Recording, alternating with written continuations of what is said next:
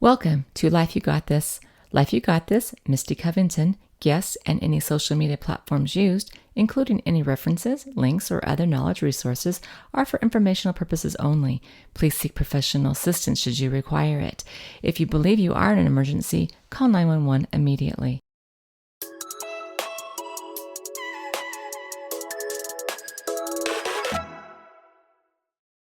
Happy Thursday, everybody. This is Misty Covington with Life You Got This. And today I have a very special guest who, believe it or not, I have known for over a year. We were introduced in 2024 about this podcast, and now you're on, and we'll talk about that in a second. But your name is, do you want me to say your name? Yeah, Bobbi Perea. Am I saying that right? I always mess it up, but yeah. I like, it's Bobbi with an I. I like your name. But yeah, and so we're going to talk about some of her journeys and some of her tools and some of her aha moments, and maybe some of the moments she didn't think were ahas and annoyed about, but or hurt by, or what have you.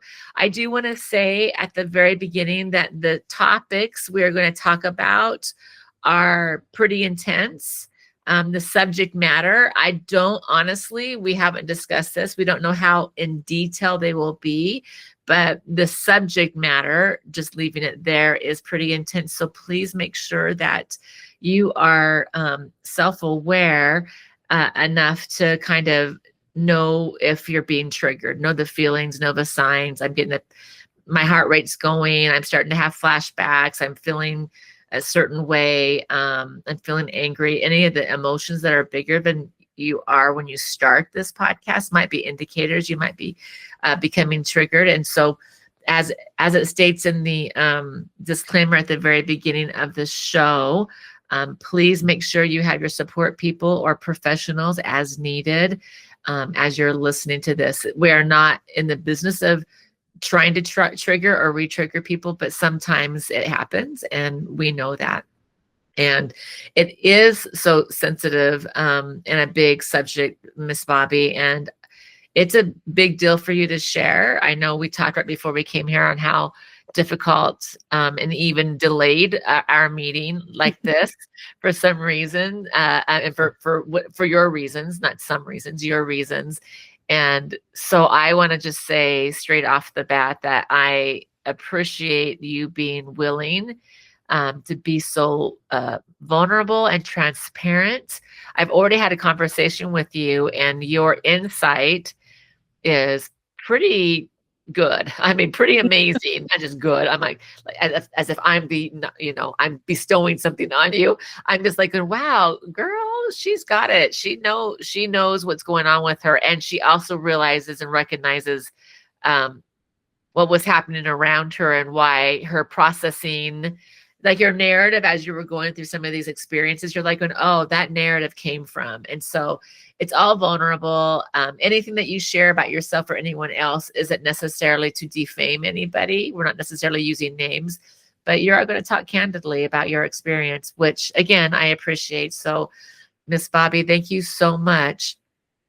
Why don't you tell us, just to start, because we were talking about it earlier, yeah, what's going on with you these last few weeks? And you're saying like, this is just, the closer it gets, the harder I am having. So go ahead and share about that, because I'm sure people will relate. Yeah. I'm about canceled. I don't know how many times, because it's been hard. I've been having a lot of flashbacks and a lot of stress. Closer to this date. Yep. Yeah. Like I said earlier, I've even double booked myself and have my grandkids here with my other kids watching them, because I was like, okay, then I have a reason to cancel, a good reason to cancel. I'm like, no, but you have to do this. This is important. For some reason, I feel like it's important. Yeah, you're compelled to do it. Yeah, I think that people are just kind of put in our path at the exact moment that they need to be, whether it's for them or it's for you or it's for somebody I don't even know. It's like, or all the above. Right. Or yeah, exactly. And so I think this is just part of my journey, part of my story that I've been working on. I've been working on me. Yeah. And So so you're it's, feeling it. You're I feel, feeling I'm feeling, feelings, and I might and cry, might not cry. that's Uh, okay. I might cry with you. Let's be clear. So I I've mean, had, I've had people over the years are like, how can you just talk so nonchalantly about this thing? Because if it happened to me, I would be devastated. yeah. And Well, it depends on which one we're talking about, right? well, and also where you're at in the moment of the conversation, because Exactly. our brains have they can compartmentalize, and they can also create scenarios for us to feel safe in. So like just you talking about like, oh, I double booked myself. That's your subconscious saying like, well, she needs an out just in case. And your flashbacks are there because, think we're going to, your brain's already preparing. We're talking about this. Here's a memory, those types of things, I think. And like I met you in the fall of 24, and then I re-met you in the fall of 25. And you were like going, you put yourself on my calendar. I didn't even calendar Yeah. you. Like going, I am not going to give myself an out. And then as it got close, you're like going, oh, your brain without, I mean, that's the way the brain works. So Yes. I had some, I'll just share this. I've shared it before. When I was in my 20s, I had a spouse pass away. Sometimes I can talk about the details of that story. And it's, by the way, this is the 30th anniversary. That's how old I am and how young I was when he died. And I was like, but I can tell, I mean, 30 years later, I might tell the story and be tearful for whatever reason. And other times it's like it's another person that I'm sharing their story. So I think that makes sense to people. I mean, and again, it could be like, it could be our moods too. Like, listen, True. if For what if we're going through. if I am tired or sleepy, I will be more cranky, but most likely more tearful. So I mean, those things happen. Also depends on what I eat, I'll be honest. So like if I've eaten lots of sugar, which I have, sugar, if I eat a lot of it, makes me more emotional. Whether I'm more angry or more sad or more fun, it's just bigger emotions. So True. all things. But And like, yeah. sorry, and like the complex part of mine, it could be a trigger that I don't even recognize yet. Oh yeah. And something that I've smelled or seen, and I'll have this, and Yes. and sometimes it brings it back. Like I've gone to counseling for years to get to where I'm at. I've really had to put in the work, Yes. to get here. And, like one of my questions to her was, how can I be, well, I'm 49 now, but so like even now, how can I be 49 and 14 at the same time? Like my mind literally is like split in half. And I'm like going through the motions of living at this 49-year-old age, doing work and taking care of kids or grandkids or whatever. But yet my mind is stuck as part of me that's still 14-year-old kid. Yeah. There's actually a therapeutic modality called IFS where we know that all those parts of us exist. So I might be 49, but I'm going to talk to my 14-year-old as though they're not me, but they are, like as if they're outside of me or what have you. That's how I describe IFS. We're going to talk to that part as though it's its own person. And sometimes I have them draw a picture or whatever, but you're describing that like, yeah, because we are all, our brain stores absolutely everything. And sometimes they're stored in the right file, and sometimes they're stored in the wrong file or the least accurate file. Everything's valid. It's not always accurate. And so we have to, make sure that needs to be refiled. That actually belongs over here. Like, why did I put that in the guilt and shame file? Oh, I can see why I did, but that's not accurate. It really should be in the triumph file, not the shame file, that kind of thing. So I understand that for sure. Absolutely. Yeah. So it's interesting because you're saying, and I am a therapist, and we're not doing therapy. I realize that, but it's interesting that you're saying, hey, I had this conversation with my therapist, and I'm like going, yeah, that's exactly, you are both. You are all of, and everybody in between, and even before 14, right? So, and I think that will resonate with other people, like, how can I be both? And because you are, it's just, you are. Yeah. So, Yeah. but thank you for being so, I don't know if brave is the right word. I say brave, strong, courageous, whatever, in your vulnerability. I don't know. I don't want to say a word that's going to annoy you, because I can tell someone, I can say someone, oh man, that's so courageous. And I don't want to be courageous. So I'm going, I am using the wrong words clearly, but I will just show gratitude. I'm very grateful that you're here and with me and all of our Thank listeners. you. Thank you. Because It was a journey just to get here. it was, and I do find strength in vulnerability, and I say it all the time to a lot of people that I think that being true to yourself and always being honest and having your core virtues define you Uh-huh. is important to me. Yeah. So, Amen. it's a side note. Yeah, no, I think that, no, that just helps us just have an inkling of who you are or who you become. Yeah. But thank you for saying that, because I do feel very, very naked right now. Like, Yeah. I literally feel naked. Okay. And even though I mean, I even filmed this right in this room because I feel safe here. I feel This is, yeah. Yes, I know the artwork in the back is yours. So, and well, everything else is yours too. So we talked about it. So take that talent and skill. Thank you. Yeah. So where would you like to start? I mean, on the phone when we were talking before this, we talked about, your 5-day, I'm just going to say it generally, your 5-day of kidnapping, being held. But also there were other things. So I'm not sure how you want to introduce it. I know we're going to talk about other things, not just that, but that's kind of how you started it with me the first time we spoke on the phone. So Yeah. what are your thoughts? They're all over the place right now. Well, and I think that's something important to point out as well, is, that's where some of the complex part of the PTSD for my life comes in, is like, I have all these things that I remember and things that I went through, and each one has their own different traumatic experience. Yeah. And I think it's important to point out that we know only what we know based on that timeline. Yeah. So, as a 14-year-old kid, when I was learning how to be this young teenager, and the things that I had learned prior to that, and things that I'd heard, I mean, because we're influenced by everyone, right? We're little sponges. Brains are, they're amazing. Yeah. So we're learning from the people around us. We're learning from TV. We're learning from radio. We're learning from, our parents and our cousins, and I mean, everybody, right? Yeah. Yeah. And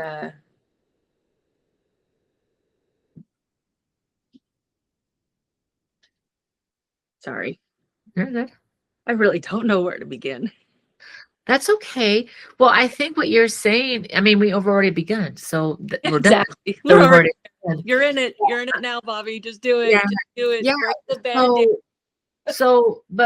But I like what you're saying, because it comes to me when I'm hearing, I'm like going, okay, there sounds like there's some space that you've made for yourself, but are also gifting to the listener. Like, hey, whenever your experiences were, remember our response to them, not always the reaction, but the response, how we view it, how we absorb it, what we take, what our narrative is about it, is based on what we know. Yeah. When we know it, and that usually is based on other life experiences. And so but again, it sounds like grace and space, like, so you didn't know that event or that activity was it was about the other person. Someone maybe assaulted you, like, but we might absorb it as though it's ours. Well, but everyone else was saying that's normal, but that's because that was their normal, not your normal or whatever. Right. So I think that's good. Because because you and I could both be in an earthquake. If you've been in earthquakes before, your experience of this earthquake is going to be different than my experience if I've never felt one. Right. And so, and I actually remember that I had a daughter-in-law before she was my daughter-in-law, come visit us. And it was the same year that we had the bigger earthquakes. but it was within a couple of months. And so you still get those tremors. This was in 2020. And we were talking about it. And as we were talking, she goes, what does that feel like? Because she's never been in one. We literally had a mini tremor. So small that she and I felt it, but my husband and son, who were walking in the back of the property because they were moving, they didn't feel it. They thought we were making it up. And I go, oh no, for sure. The lights even moved, but it was very, very subtle. But it freaked her out. And I'm like, oh, that's it. There's one. And she goes, what? Yeah. I think that's a great point to have too, because so one example is that I did tell you too was like my very first time having sex. Yeah. It was I wanted it to be with my boyfriend at the time. I'm 14 years old, and him and I were both virgins, and we had made a pact that we were going to do it together. Yeah. And my brother's friend, my brother's 360 days younger than me, he was there, and one of his friends, which actually was older than me, but he was there, and him and I were wrestling, and then the next thing I knew, we were in my mom and stepdad's bed fooling around. But I had told him no. I told him so many times, and he's like, well, your body's primed for me. Your body's ready. It's reacting. So you're telling me that you want this, even though your mouth is saying no, your body's saying yes. And at the time I'm thinking, maybe he's right. Right. Yeah. Maybe I really do want this. And I know. Like, so you're 14 and you're like, I'm questioning my own reality. Right. Because I've heard about rape. Yeah. But the way I heard about it was a stranger grabbing somebody. Yeah. Throwing you in the woods or whatever. The woods. Yeah. And you don't know who it is. And so that's who I've heard about rape, those are my examples that I something more violent, something more surprised. Yeah. And not that you weren't surprised, but still. But yeah. But it was very gradual. And I think we talked about, I'm like, oh, that's a person who's been to this rodeo. Yes. Because they knew what to say to have people in your reality. And by the way, for any type of abuse, doesn't matter which one it is, just for the listener, when you start to question, like, did I hear what I heard? It's not bad to say, like, just make sure you check in with yourself. But when you're questioning your own reality, that's a good warning sign. Like, wait, something's off here. Like, because I know what I know. I know what I'm thinking. But at 14, why would you? I mean, I'm very empathetic with your 14-year-old girl. I'm like going, oh, I can see that because because that's what you're being told. And you're like, maybe I don't know. And also depending upon your friends, like you said, you know what you know. Like by your age, I wasn't having sex, but my friends were. And I mean, they were very explicit as if I was in the room with them. I'm like, well, okay, then there was my education, right? And it said now, as I'm older, I'm like going, oh, that was not okay that person did that. And now I'm later on realizing like, oh, your dad and uncle actually were abusing you, but they normalized it as though this is what people do. What people do. So, but as an adult later on, I'm like going, what? Yeah. But that's exactly. That's what right? And here are these other little training things, before that. I mean, like my very first kiss, which was before that, and my dad and my stepmom told me that that was a good experience. And I was like, but I didn't want to kiss him. I didn't want him to sexually touch me. Yeah, that's right. And you told them, and they were like, "Oh, we got to prepare you now. That this is cool." And you're like, "Wait." Yeah, he bought me booty shorts, and I was 13. Booty shorts, and your parent did. You're saying, yeah, my dad did. Started to tell me where my G spot was, and how to satisfy a man, and how to make sure I took care of myself first, because a man might not always satisfy you. Right. And I'm 13 years old. Right. Which when this boy's doing it, I was like, maybe he's right. Maybe I do, maybe I do need to be primed for my boyfriend. Maybe I need this and that, But I remember watching it. I literally stood out. I was out of my body experience. Yeah. Watching it. And then as an adult, 30 years later, I'm watching this movie and I see this woman get dragged into this thing, and she was literally dragged into this shack or whatever it was, and she was raped, and she had this out of body experience. And here I am sitting next to my husband, who doesn't know any of this, because it took me 17 years of marriage before I actually told him anything. Yeah. And I'll get to that in a second. But I remember thinking, oh my God, I was raped. All these years, I did not know. I literally thought he was right. I thought, oh my God, my body was ready and I wanted it, but I didn't want it. I'm like, I said no. Because that's how the 14-year-old filed it. And then they put it in this other file cabinet where your adult was not looking at it because it's already been filed. And then later on, you're like, something happened, something triggered it, something whatever. And you're like going, wait, or you watch something, like you said, you watch something and then that file got open and they go, remember, and your brain's going, oh, the same. You were right. Yeah. And even with that one experience with the kiss, which everyone's like, it's innocent enough. Well, maybe it seemed innocent enough, but this person was touching you or groping you and then kissed you. And it was like, well, I didn't choose to. They were kissing me. And that happened to me in college, which just irritated me. I was so mad at this because he thought it was being funny. And there were other people in there, but I just thought, who the hell do you think you are to in front of by yourself or in front of anyone come and decide that you get to kiss me because you think I need to be kissed? Yeah. I was so annoyed. Yeah. But I've people over the years are like, well, why didn't you fight? Why didn't you that? Okay. I can give you examples of times when I fought and it hurt worse.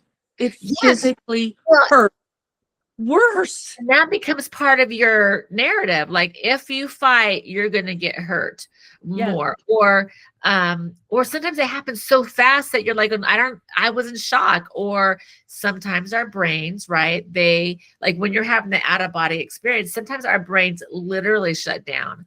I have a client that said she had complex trauma. I'm saying it wrong. Complex trauma from a very young age in her own family that lasted until her 20s. Like, I'll just say sex ring trauma. I'll just say like a sex ring trauma because that's the only way I can describe it without, any rate. But her brain learned how to completely disassociate. And she describes it like the Dementors, from Harry Potter, where everything gets cold and then it goes away and then it comes back. And she has no idea. And it would even after she was married and having physical or sexual relationships with her spouse, it would happen even then, like right at the beginning. And then she'd come to and she would have no idea how long she was gone, but she knew she was disassociating, and glad for it, because it was hard for her to separate her trauma with regular, normal, everyday life activities you would have with a spouse, which is common. Completely understand. Yeah, I bet you do. Sure. But again, it's like you went out of body, or some people go do or wherever our brain filed it. And so I think this is really good for anybody listening. And it doesn't matter what the trauma is, our brain can organize it the way it needs to so that we have the least amount of pain. And sometimes that's forgetfulness, or sometimes that's like avoidance, like forgetting it, or sometimes it creates a narrative like we have to shift who we are, what we look like. Because then I look like that, so I can't look like that because that's where the abuse came from, or what have you. And I think that actually, now that I'm saying that, I think you actually shared some body stuff with me because of that. But I'm like, oh yeah, that's right. At any rate, yeah. So you were just saying, as I'm squirreling, relating to you. This is how women talk. We bounce all over the place. I know, right? We go from one subject to another subject. I know. I'm in a family of all women, my poor dad. And it's like, we always get full circle eventually. It might take us a minute to get there. Yeah. And we also talk over each other, and we still get the conversation. Absolutely. Anyway, So you were just saying we started this little part of it was like, okay, so my brain created these stories, and then I'm this young using what I'm thinking is accurate education. I don't know what to say um, for like that first kiss scenario. You didn't want it. It wasn't okay. And your parents aren't hearing you, or either because they're incapable or they just don't get it. It sounds like they don't get it, honestly. Like, I think that, and then I also think that as you get older, you kind of look at some scenarios and some life experiences and different chapters in your life, right? Yeah. And because it feels like you're writing this book, and so they're like little chapters, is how Yeah. it kind of goes in my mind. Absolutely. But Yeah. I think, okay, so like that incident, it really makes me wonder, okay, is it because the person I'm talking to, their life experience to this point tells them that this was okay? Or Yeah. are they projectiling? Yeah. Like I learn now, which is really hard to say, but I fully believe my dad's a sex addict. And I Yeah. fully believe that he raised me that way. I mean, because Yeah. Because you're putting all the pieces together going, oh, click, click, click, click. Yeah. I mean, in 2017, like my husband's always said, this is where I said I was going to get back to it. My husband always said, you always said you were an open book. Why have you never told me this? And I said, because you never asked. You never asked the question. Yeah. And you just now did. And so it was like, then I started talking, and it took 6 months and 6 months. And he's like, are you ever going to not come to me with some very traumatic thing? Memory. Yeah. And I'm like, honey, my brain's releasing this when I'm ready to deal with it. And he goes, but I can't anymore.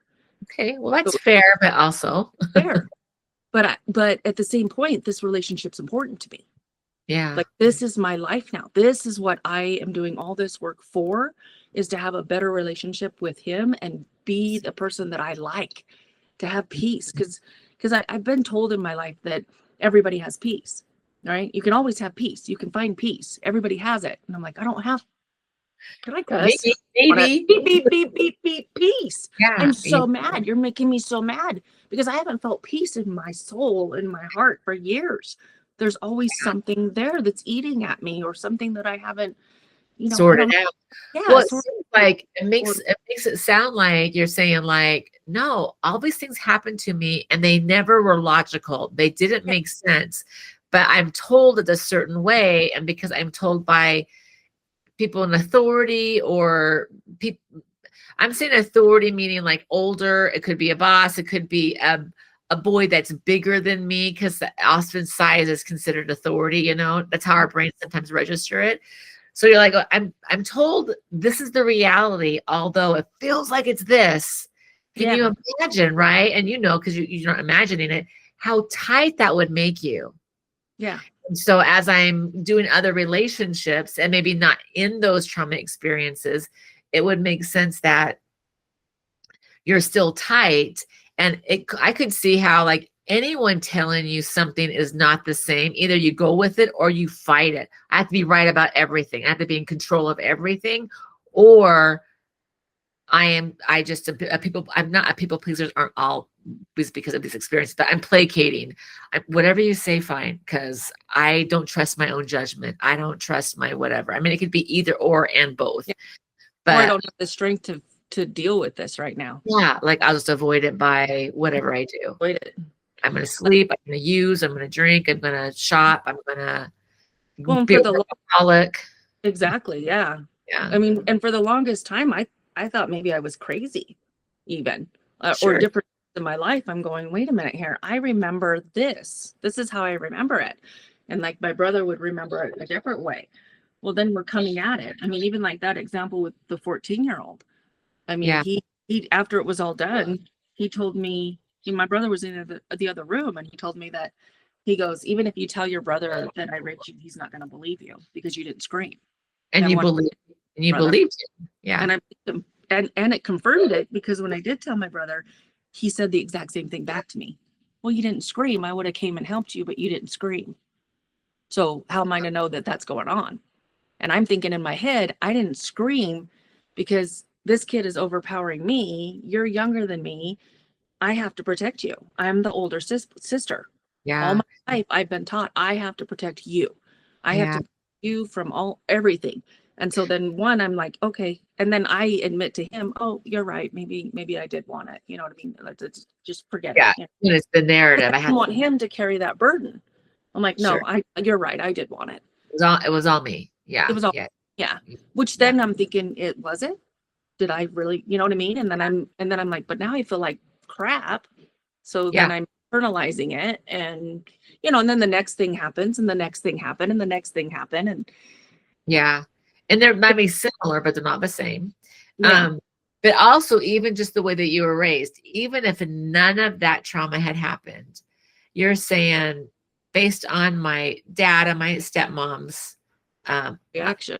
education, how they groomed me, so to speak, right? Like they were grooming me to be a sex object, is what it sounds like. Not necessarily, okay, we want her to be raped. I'm not saying that. They were wishing that.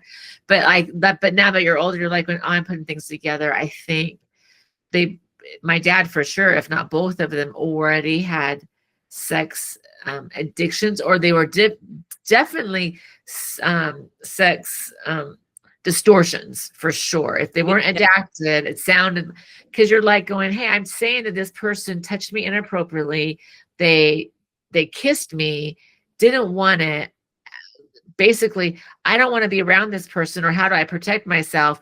And your dad buys you booty shorts, going, oh, that's normal. But oh, this is fun. You're going to go on this, you're going to start your now sexual journey is this a beginning. And you're so getting a figure, and she got me bright red lipsticks and started showing me how to walk with a twist in my hips. And it was very confusing too, because I tell my mom, and my mom gets mad and calls my dad, and then it was a fight. And I'm like, I don't want my parents to fight. You know what I mean? And then now you're going to take my dad away, and then you can't trust your mom. And I'm going, yeah. So your narrative, no matter what, was what parents? I'm responsible to keep the peace. Yeah. And which parent do I believe? Which one's who's correct? Who's correct? Yeah. And then and then my mom, as I got older in my teenage years, she was telling me that all these things were happening to me because I was beautiful and skinny. Okay. And so now what do you do with that information? What do you do with that? Yeah. Or you dress like a slut, so you're going to be treated like a slut. Well, mom, just because, and I was wearing tight clothes and short cut shirts. And I mean, that was kind of the fashion back then. It doesn't mean it's slutty. I mean, that might be some opinion, but. Right. It doesn't mean that I'm giving you permission to look, but I ain't giving you permission to touch. Right. Even back then I knew that. And I'm like, so why does that, because I dress this way, you're telling me that it's okay? So then you take in the example of when I was telling you about the there's other stories I could lead up into this, but I went on a date with this boy, and I did plan on having sex with him. A lot of times as women, we know, I'm going to probably sleep with him, or no, I'll never sleep with him. Kind of make that decision. And I knew I was going to sleep with him, and I did. I willingly started to sleep with him, but it went a whole different direction that I've never experienced. It got rough. Oh. He got very, very rough. And it was my first experience with bondage.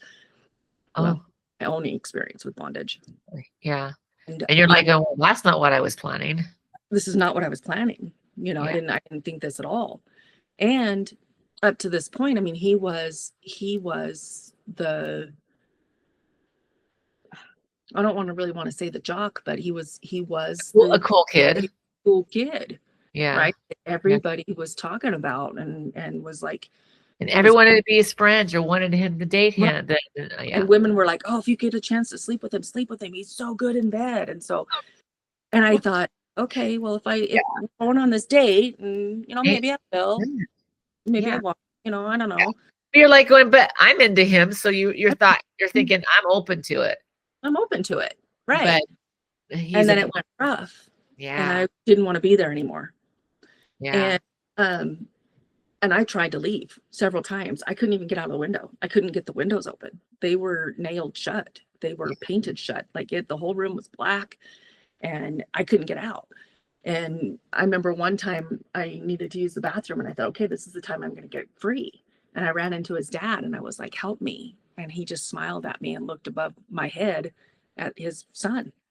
Who was And on the landing or whatever. literally right behind me and smiling. And his dad walked into his room, and he goes, I thought you said you needed to use the bathroom. And so I went to the bathroom, and then I'm like, okay, can I get out this window? No, I couldn't get out this window either. And it ended up being the person that held you for 3 days, or is this a different, or is that guy? Okay. Yeah. Well, and he held me for 3 days, and then he let me go, and I went home. And I say 5 days because like I went home, I used my toothbrush, and I showered, and I went to well, he took me home, should I say. He dropped me off. But and I went to school, and this girl comes up to me, and she just starts yelling at me that he's hurt his, and I can't She owns him. Yeah. Yeah. And I was like, great, because he's raping me. I don't want him at all. Like, it's been 3 days of hell. I don't want to ever see him again in my life. And at this point, I don't remember the details of how it happened, but I do know he got me for another 2 days. Yeah. Somehow.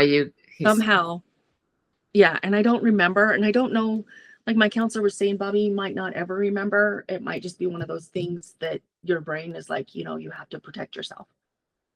Yeah. Because sometimes the brain goes, it doesn't matter. It doesn't matter. But it did happen. It did happen. Remember it happened. I mean, sometimes. Yeah. But it's a good point too, because so like in 2017, when my husband finally was like, you know what, when we live here and you like it here, but I really like your hometown. And he's like, why can't we live there? And he goes, you click, you change. You're different. Yeah. You're different instantly. And every time I do that, you change. It's like a switch was just changed in my mind. And then he'd say, then, okay, well, we can stay here. And I would switch back to happy me, Yeah. But that's something that a counselor and I developed very early in my relationship, because I didn't know how to be a wife. Like, I got to the point with men that I got to the point where you're just going to take it. I'm going to take it first, because I was like, it hurts less. It's less painful. Oh. It's more enjoyable. Or, oh, I know that look. It's going to happen whether I want it to or not. I know that glossy-eyed look. Okay. Whether I want it or not, it's going to happen. You're going to make sure it happens. And that's one of the things that my dad's brother did to me, was that I knew that look, it's going to happen whether I ask for it or don't ask for it, or agree to it or not. Yeah. How do I get out of this? It's going to happen. Yeah.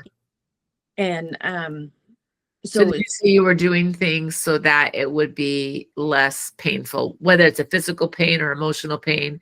You just did something that, like, okay, I had to shift my me somehow in order to survive this.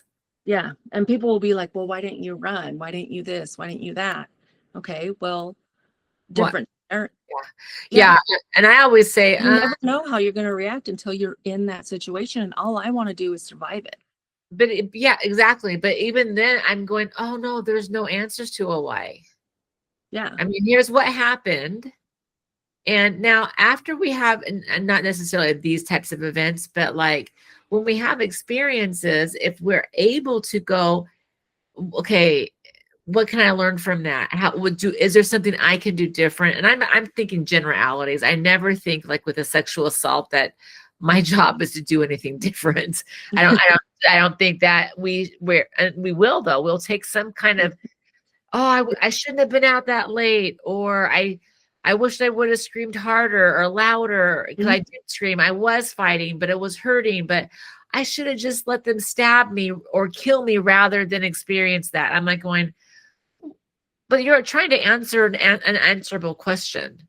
Right. Because to me, anyone who is still here, I'm like, oh no, you just survived. Your instincts of what do I need to do? What's the path of least resistance that's going to get me the least amount of pain? Not that it wasn't painful, because sometimes it was painful. I'm like going, oh no, I mean, gosh, your brain did exactly what it's supposed to do. Your brain, that's why we don't remember everything, right? Your brain literally is geared to, for you not to be uncomfortable or in pain, and that might be, I don't have this memory, or that might be, I'm blacking out, or that might be, I'm going to do whatever they tell me to do so I can just get it over with and hopefully escape. Because you're already saying, like, I was looking for all the plans and I was trying, but, and I understand the curiosity. Well, because people are putting themselves in your shoes. Well, I would have done this. Well, why didn't you do that? I would have done this and this. And you're like, check. I did all those things. Yeah. But again, I always go back to, like, it's the unanswerable question. Yeah. And by the way, I wouldn't necessarily want anyone to answer that question. You know, other than, like, what did I learn from this? That I am strong, that I can survive. That, yeah. Well, I think also, not because of me. Yeah. Yeah. Well, and like my counselor once said, she told me this a few times, Bobbi, you got to forgive that young girl. And I'm like, what do I need to forgive her for? Yeah. She's not the one that did it. He did. Yeah. He's the one that did it. Yeah. But at the same time, it took me a long time to process that and get to the point where, yeah, I do, because I've always wondered, what if you would have done this? What if you would have done that? Yeah. Would you have got to the point where it didn't happen? Yes, you're saying with your own questioning of yourself or your younger self, you were somehow giving her responsibility. Yeah. And I had to forgive her because of, like, you're right. Because, like, even the 5-day thing, I had a moment where I'm like, I have all this evidence on me. I can literally go to the hospital right now, and I need the hospital. I hurt so bad in every cavity. Yeah. And this is hard too, because my kids might even watch this podcast. Yeah. Yeah. So, I'm sorry, kids. I'm sorry. Or just not even, I'm sorry, like, prepare yourself, because it's hard to hear about someone that you love going through these things, but this is just a chapter in my story. It's not who I am now. Yeah. But with that note, I would go through all of it again to help any one of them in their struggle. Yeah. I wouldn't change anything. So even though you wouldn't ask for it, but you're not like, you're not like in guilt or shame or regret. It's like, it happened, whatever happened, and I'm able to pay some things forward. I mean, it's like being in a car accident for the first time. It's very overwhelming, and you have no idea how you're going to react, and however you react is okay. But the next time, you know what? I got to call the insurance company. I got to do this. I got to do that, because I learned from the first experience. I got to, you know what I mean? Call the police department, or, I made that mistake last time. I know, right? But yeah, so sorry, kids. If you do decide to listen to this, and they said that they are going to. Well, that's supportive. That's nice. It is. They're amazing. They're all adults. So anyone listening, all my kids are adults. They're not kids anymore. But at the same time, you were in your head going, okay, if I can get out now, I'm going to the hospital. I'm going to thank you. You brought me back. I was going to go in another direction, like us women do. I was thinking, yes, I could. I have all this evidence. I could put this person away, maybe, or get myself some help, get looked at. Maybe I need stitches or whatever. And I thought back to something that my dad had told me. I couldn't even tell you how many times. Never accuse somebody of rape unless you're 100% sure that it was rape. You don't want to ruin that person's life. Yeah. Okay, well, There's a part of you that doubted. I wonder if it's really rape. I did agree to go to dinner. I did agree to sit in a hot tub. I did agree to have sex with him the first time, but I didn't ask for any of the rest, and I did want to leave. Yeah, and you asked to go, and they I said to go home. I yeah. didn't want to be there the second time. Yeah. So yeah, I know for sure. I know for sure this time, but still, nobody's going to believe you. Yeah. Nobody's going to believe you, Bobbi. They're not going to believe you. They're going to bring Well, up these other experiences, and they're going to make you look like the slut that you are, the slut you've been called for years. You know, and you're pretty. That's what I'm here for, because that's it. Yep. What I'm here for. It's my fault because I'm pretty. Right. Or that's what dad and my stepmom said. Yep. Okay. I guess they're right. Yep. And I'm hoping the listener, no matter what their story is, they're able to see how our brains will believe what we tell it to believe. Mm-hmm. So if I might tell my brain to believe anything and it tags on what someone else's story is, I'm going to believe their story. And so now my brain believes that. And it's hard to relearn that. You can. I mean, I have people do it all the time and through, journaling and affirmations and a bunch of stuff that we do, processing. But they do have to relearn a different story for themselves. They have to rewrite it, is really what they have to do. Which is hard work, and it's scary, and it's like, and most people who I start with, it takes us a long time to rewrite it because their brain is fighting so hard not to, I'm saying relive, because they're not, but your brain's reliving the experience. And so again, your brain wants to protect you. So yeah, it's a long fight, but. And I got tons of examples of that. I mean, we could do a podcast alone on that. And I'm just reprogramming myself. It literally felt like I had to deprogram. Yeah. Changing reality, changing the narrative, changing all that multiple different times. And it's very interesting when you look back and you're going, man, okay, I remember when we first got married, and you would say these and I would react this way, and it just kind of, I mean, that we could literally do a podcast on that, like this section and this section, to get to where we were in 2017. And my husband, as I'm talking, over these months, and at some point he goes, everything makes sense now. The way you reacted, or why you thought it was okay to do that in the first place. Yeah. Like, put a porno on with your kids in the room. No big deal to me. Yeah. That's normal in well, you're my life. It was normal. And so I'm like, why are you upset with that? What's the big deal? It's just a movie. And he goes, no, our kids are not watching that. And we got in a fight about it. And I'm like, what is the big deal? Well, light bulb goes off. No wonder. And then so my dad, even just recently, I went into I had to take a month off work because my dad demanded money from me. And I'm like, I don't owe you this money, Dad. And he's like, but it's for this, this, and this. And I'm like, I don't. I said, but I would love to talk to you about this, because I'm like, everything to my father, if somebody gets to know my father, he's a great man. Don't get me wrong. Wonderful person. I have had a lot of amazing memories with him, and I say some, but and a lot of love there too. I'm sure of it. But there's parts of it where I'm going, you valued people on what they brought to your relationship with you, or money. Everything comes down to money for you. Transaction. Yes. I mean, to you, all my life, you told me that I was going to inherit this Mastercraft boat. My entire life, I was going to inherit that.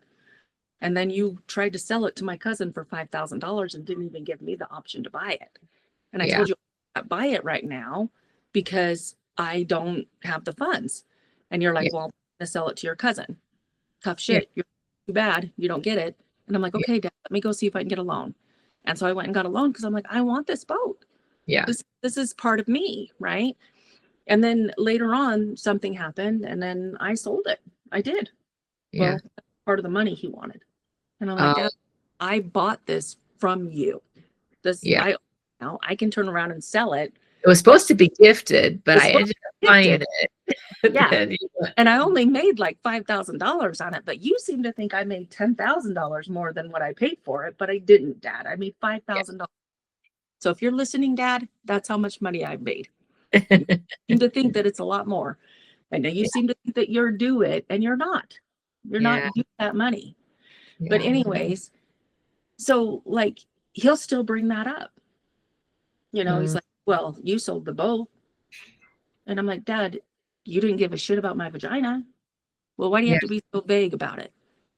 And I'm like, Yeah. Dad, is when I told you, my father, who Yeah. is supposed to be my protector in this world until I met my husband, the Yeah. person that's supposed to help guide me through how to deal with life and men and protect myself, your reaction to the some of the things that I told you that happened was, I raised you to be a slut, wasn't it fun? Yeah. Or, oh, my brother did that, he owes me $500. Okay. So I'm Oh, actually laughing at a situation. I'm laughing like, wow, that was like total disconnect. yeah. And my husband's sitting there and his mouth is dropping and he's going, oh my God, this Yeah. all makes sense. Why Yeah. you always fight me? Because I would fight him because I'm like, I don't need you to protect me. Yeah. I've been Well, doing it my people I don't don't do it anyway. So why would I trust that you? So why would why if would I I think I need to, then I'll let down my guard, but I yeah, can't do that. I Yeah. can't do that. So like Yeah. all the way up till this point, like I didn't even realize that I was holding back trusting my husband to protect me, Yeah. or telling him, I don't need you. I want you here. I love you, but I don't need you because I Yeah. don't. You know what I mean? I Yeah. mean, that could be a whole nother podcast. Sure. Listen, so many layers to this, girl. So many layers. Well, that's where some of the complex part comes in. Like my Yeah. counselor, like saying, you know, you're going to have so many triggers, Bobbi, and we're going to give you the tools. We're going to work through these and that. And I'm still developing those tools. And sometimes the tools work and sometimes they don't. And I have to go back to the wheel and reinvent them because Yeah. Yeah. work doesn't work anymore. Like Yeah. me saying that was valid. Works so beautifully every time, but like sometimes they don't because we're different, our brain's different, our experiences are different. And I think that's a really good point for people who complex trauma or not. When you go into therapy, I think a lot of people go to therapy thinking that the therapist is somehow going to wave a magic wand. And I might have a magic wand. I'm not saying that I don't, but I can't wave it. I can't wave it and make everyone's dreams come true. You know, yeah, I'm not making a carriage out of a pumpkin. No. Right. And so, and usually it's me like, oh no, you have the tools. I'm just going to show you how to use them. Mm-hmm. But I can use a hammer in more than one way. So you might have the hammer, but here's like 5 different methods that you can swing this hammer, you know. But I think it's really good because the therapist is a space that's supposed to be safe. It's supposed to be where you can be vulnerable and just who you are, and there's no judgment. Some therapists get that better than others. I'll be honest. Some therapists are insisting that something bad happened to you, even if it hasn't. I'm like, going, no, you can't. True. I have my change it. Yeah, I'm thinking, therapists, how about you just let them tell you their story and not you write the story for them? But they think like I've been a therapist for 5 years, so good luck to you. And I'm like, well, why? If you don't believe in therapy, why are you here? Well, because I told my husband I would, or I told my wife I would, or my mom made me come, or what have you. And I'm like, going, oh well. We'll have to go on that journey differently. But I think people think it's the fix all. Like I can't tell you how many kids I have, kids or teenagers, and the parents go, they're the problem. I go, oh, sweet mama. Sometimes their choices are why they're here. Often it's the dynamics of why they're here. So I would see younger kids. I'm like, I won't see no, not unless you're here with us. You're going to be part of the process. Otherwise I won't do it because it won't fix anything. And sometimes I had to work with people where I only got to have the kid. So I had to teach the kid how to survive in their own head until they were able to create their own world. But I hope that, as people are listening to you, that they're like, they're like understanding that, therapy is hard. And as you were saying, like, your tools shift sometimes. And even now you're like going, oh, sometimes that really works for me. Sometimes that one doesn't work anymore. My brain's not the same. So, because I've processed this incident that I'm going through in my mind, and I need to develop something different because I'm at this part in it.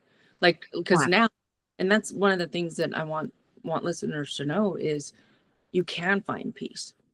I have peace now, 100% have peace. But I didn't realize that, and it's not that I had to let my dad go, but I had to instill a different boundary there. Yeah.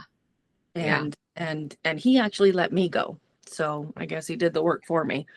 But that gives me, to me, feels like I have permission to say these things, because he would be like, how dare you talk about me like that? And I'm like, Dad, I'm not saying anything that's not true. You really did say these things to me. Yeah. My husband was there. I have a witness even that this is how you reacted. And yet you wonder why I get upset.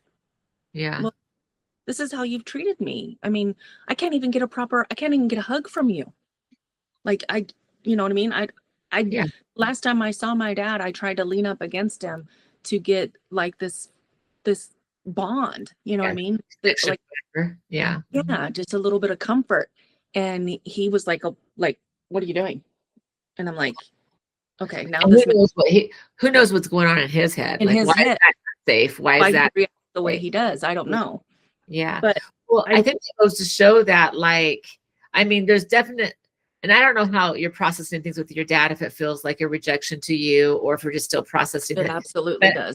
But and it sounds like you're like, oh no, I'm still working through that. But I think that's really good, because there's so many facets of your well, especially with sexual trauma, let's say that, because you have a lot of layers and different events of sexual trauma, including being groomed by your own parents, whether they thought they were grooming you to be a sex object or what have you, or if they thought they were actually protecting you to be prepared. Or I think you were saying, like, your stepmom was like going, no, here's how you can use your body to get what you want. Yes. Right. Whether that's money or whether that's safety. Because it could be safety too. Like, okay, how can I do this so I can be safe in this situation? So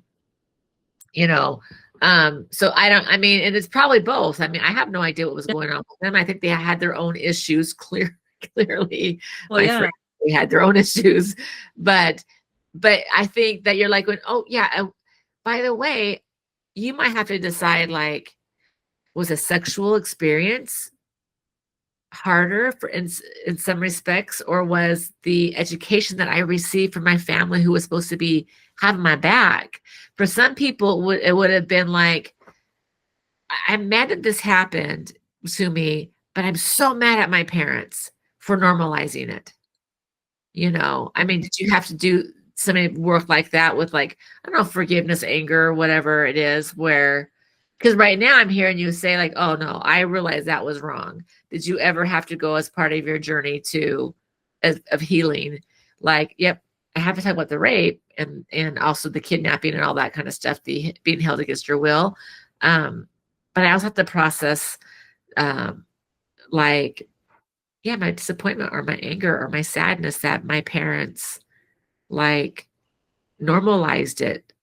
And that impacted my reality of what's right or wrong for me too. Yeah. Or how I reacted to situations in the future. Yeah. One of the things that my counselor said to me was, Bobbi, you have to make the decision, and you can do whatever you want. It's your life, your choices. Yeah. You are in complete control. She said it to me more and more times than I could count. Yeah. But he's never going to protect you. He's just never going to be the father that you would like him to be. Yeah. You get to make the choice if you're going to forgive him for that and have a relationship with him and just accept the fact that he is who he is. He knows what he knows, and he makes those decisions based on whatever his reasons are. But you're going to see it as face value. He's my dad. I have a lot of great memories. he taught me this, this, and that. But Yeah. these other things, I'm just going to accept that they are. They just are. Yeah. They Yeah. are. But at the end of the day, I'm going to let it go. Yeah. I'm going to put this boundary up for me, and I'm going to protect me, and I'm going to protect my kids, and I'm going to protect, my future self and my peace. Yeah. And that's how I had a relationship with him, because it was important to me. Mm. Well, then when he wrote me out of his will and told me he didn't want to have a relationship with me anymore, Well, in a legal document, by the way, yeah. I'm thinking, Like, how dare well, that's that. Well, yeah. So you're mad. Yeah. Yeah. my first reaction was, how dare you? Yeah. You hurt me all the time. Like, even today, you hurt me. Like, you said, it literally sent me into this And I'm major some acceptance, and I'm doing like, okay, well, I just, okay, I'm understanding, giving you that grace. Yeah. And then write me off as though you write me off. I'm the bad kid again. I'm the bad one again. Yeah. And I know how you are. You're going to talk to the whole entire family, everybody and anyone that can listen, on how bad your daughter is. Yeah. And I started cutting again. Oh, wow. I literally took a razor blade one day from work. I was leaving work, and I couldn't stop crying. I mean, at work, and I'm a boss. I'm the boss. And so I'm like, I have to be in control at all times. And I ended up, I got help, because I went back to my counselor, and I'm like, am I spiraling? Am I losing control? Did I just waste all this work that I've been to get to here? And she said the same thing. She's like, no, Bobbi, you had a moment. You had a moment. And this triggered something. When was the first time? And so then we talked about the first time I started cutting, when I was a kid. And you saw how it correlated. Yeah. And I was like, oh my God, I haven't remembered this. I don't even know the last time I thought about this. 10 years. And she's like, your mind is opening up. And I kind of always talked about this. Like, so here's a good point, I think, for listeners too, because it's kind of how our brain works, right? So we moved back to my hometown for a couple years, and I thought I could handle it because I had everything under control here, right? Sure. Well, all these memories started flooding in, because I hadn't faced anything at that point. Yeah. And but the last brick, it was like that last box. Lid went on, went inside the brick got layered, and the last brick I was gonna be suffocated. Yeah. Like, I was gonna run for my life, or I was gonna be dead. Like, I told my husband, those are my two choices at this point. I have no idea which one I'm gonna do, but I'm doing one of them. I am leaving this town, with or without you, or I'm dead. And sure. He packed. You were clear. And we left. Yeah. He's like, hey, we're left. And then that's what started this whole thing. And that's your healing kind of journey. Yeah. You're like, okay. 4 months later, the fact that I'm moving residencies because I'm so triggered means I better start working through. And that's when he asked the question. And he's like, if you would have told me any of these stories prior to me asking why you can't live there, I would not have been mature enough to handle it. It's like, I wouldn't have been able to. I would have left you, and you would have felt like it was your fault, and none of this is your fault. Yeah. So just to be believed by him was huge, because I felt like I really wasn't believed. Did I have people believe me when I would tell a story here and there? Yeah, but they weren't like people of trust. Yeah. Like, they were a stranger or a coworker or somebody that we were having a conversation. Someone who I love, who believes me, because in the past, the people who I love don't always give me the right information, or they minimize it, or cut my story off and started telling their own story. And then I'm thinking, oh, okay, well, what I'm taking out of this conversation is that this is normal. This is what women are for. Yeah, I remember you sharing that you were talking to like some peers, girlfriends or whatever, and saying, this is what happened in this situation. And they normalized it by telling their own story. And then you're like, oh, even though doesn't feel right to me, it's normal. So I don't need to be alarmed, or I don't need to do anything about it based on. And I don't think that they were meaning to do anything. They themselves have their own journey, right? You're like, when they're thinking this is normal. Yeah. They're trying to work through their stuff. Yeah. And But so, I think that we don't really, back in the, I grew up in the 80s and then 90s, right? And things were different. I mean, I been assaulted in my own workplace. I'm still there 32 years later, but it seemed it was a normal thing, like a normal thing. And, throughout the years, we've gotten, I think, better in a sense on that, as far as like Me Too's happened and different things where we've movies, of showing actors and actresses that have gone through this too. yeah, Actors yeah, both, and it's like, whoa, wait a minute here. In order to get that part, they wanted you to sleep with them. But yeah, that is normal, but it's not right. You right. know, I mean, then we're getting Yeah. off the beat Just path. because, just because it's normal or just because it's commonplace doesn't make it Common okay. places. Yes. Yeah, yeah, and which is interesting because remember back in the day, like just on this whole, inappropriate like harassment or what have you. It used to be okay that you could have a calendar of a nudie girl Yeah. out in public because it was your calendar and it's my store and my way. But well, now that would be inappropriate, which I think it would be inappropriate no matter nowadays or way back then. I'm Yeah. like going, what is the message you are trying to, you know, get Mm-hmm. across? But yeah. But even like you had porn on it all the time. Some people think that's normalized, and then whatever they watch on the movie, that's normalized too. And sometimes it could be the storyline could be fun, or it could be more violent or more sensationalistic, and so people think that's okay, that's okay, that's okay, you know. Yeah. Um, Like, and here's a little side note to that. So I was a teenager, 14ish, probably around 14ish, actually. a lot And that, happens when you're a 13 and 14th year, girl. That's a huge, huge time. That's why I can see why you're like, oh, I'm 40, whatever, and I'm also 14. I'm like, oh, that makes sense because because that's when Elizabeth, a lot went on in that whatever many months. But and yeah. then it's worse Well, okay. in a lot of So ways. But that's often true, like the first or the worst, right? That usually is where it starts and then it goes, yeah. So yeah. yeah, Keep going though. but So around that same time you were okay. saying. Oh yeah. So around that same time, I learned this. Actually, I might have been even younger than that because my parents got divorced when I was 8, and it came out then, but I think it was talked about more, right? And I think that's when reality set in, that this person that we were talking about is that my dad had this relation with. um she's only like 4 years older than me, 4 or 5 years older than me.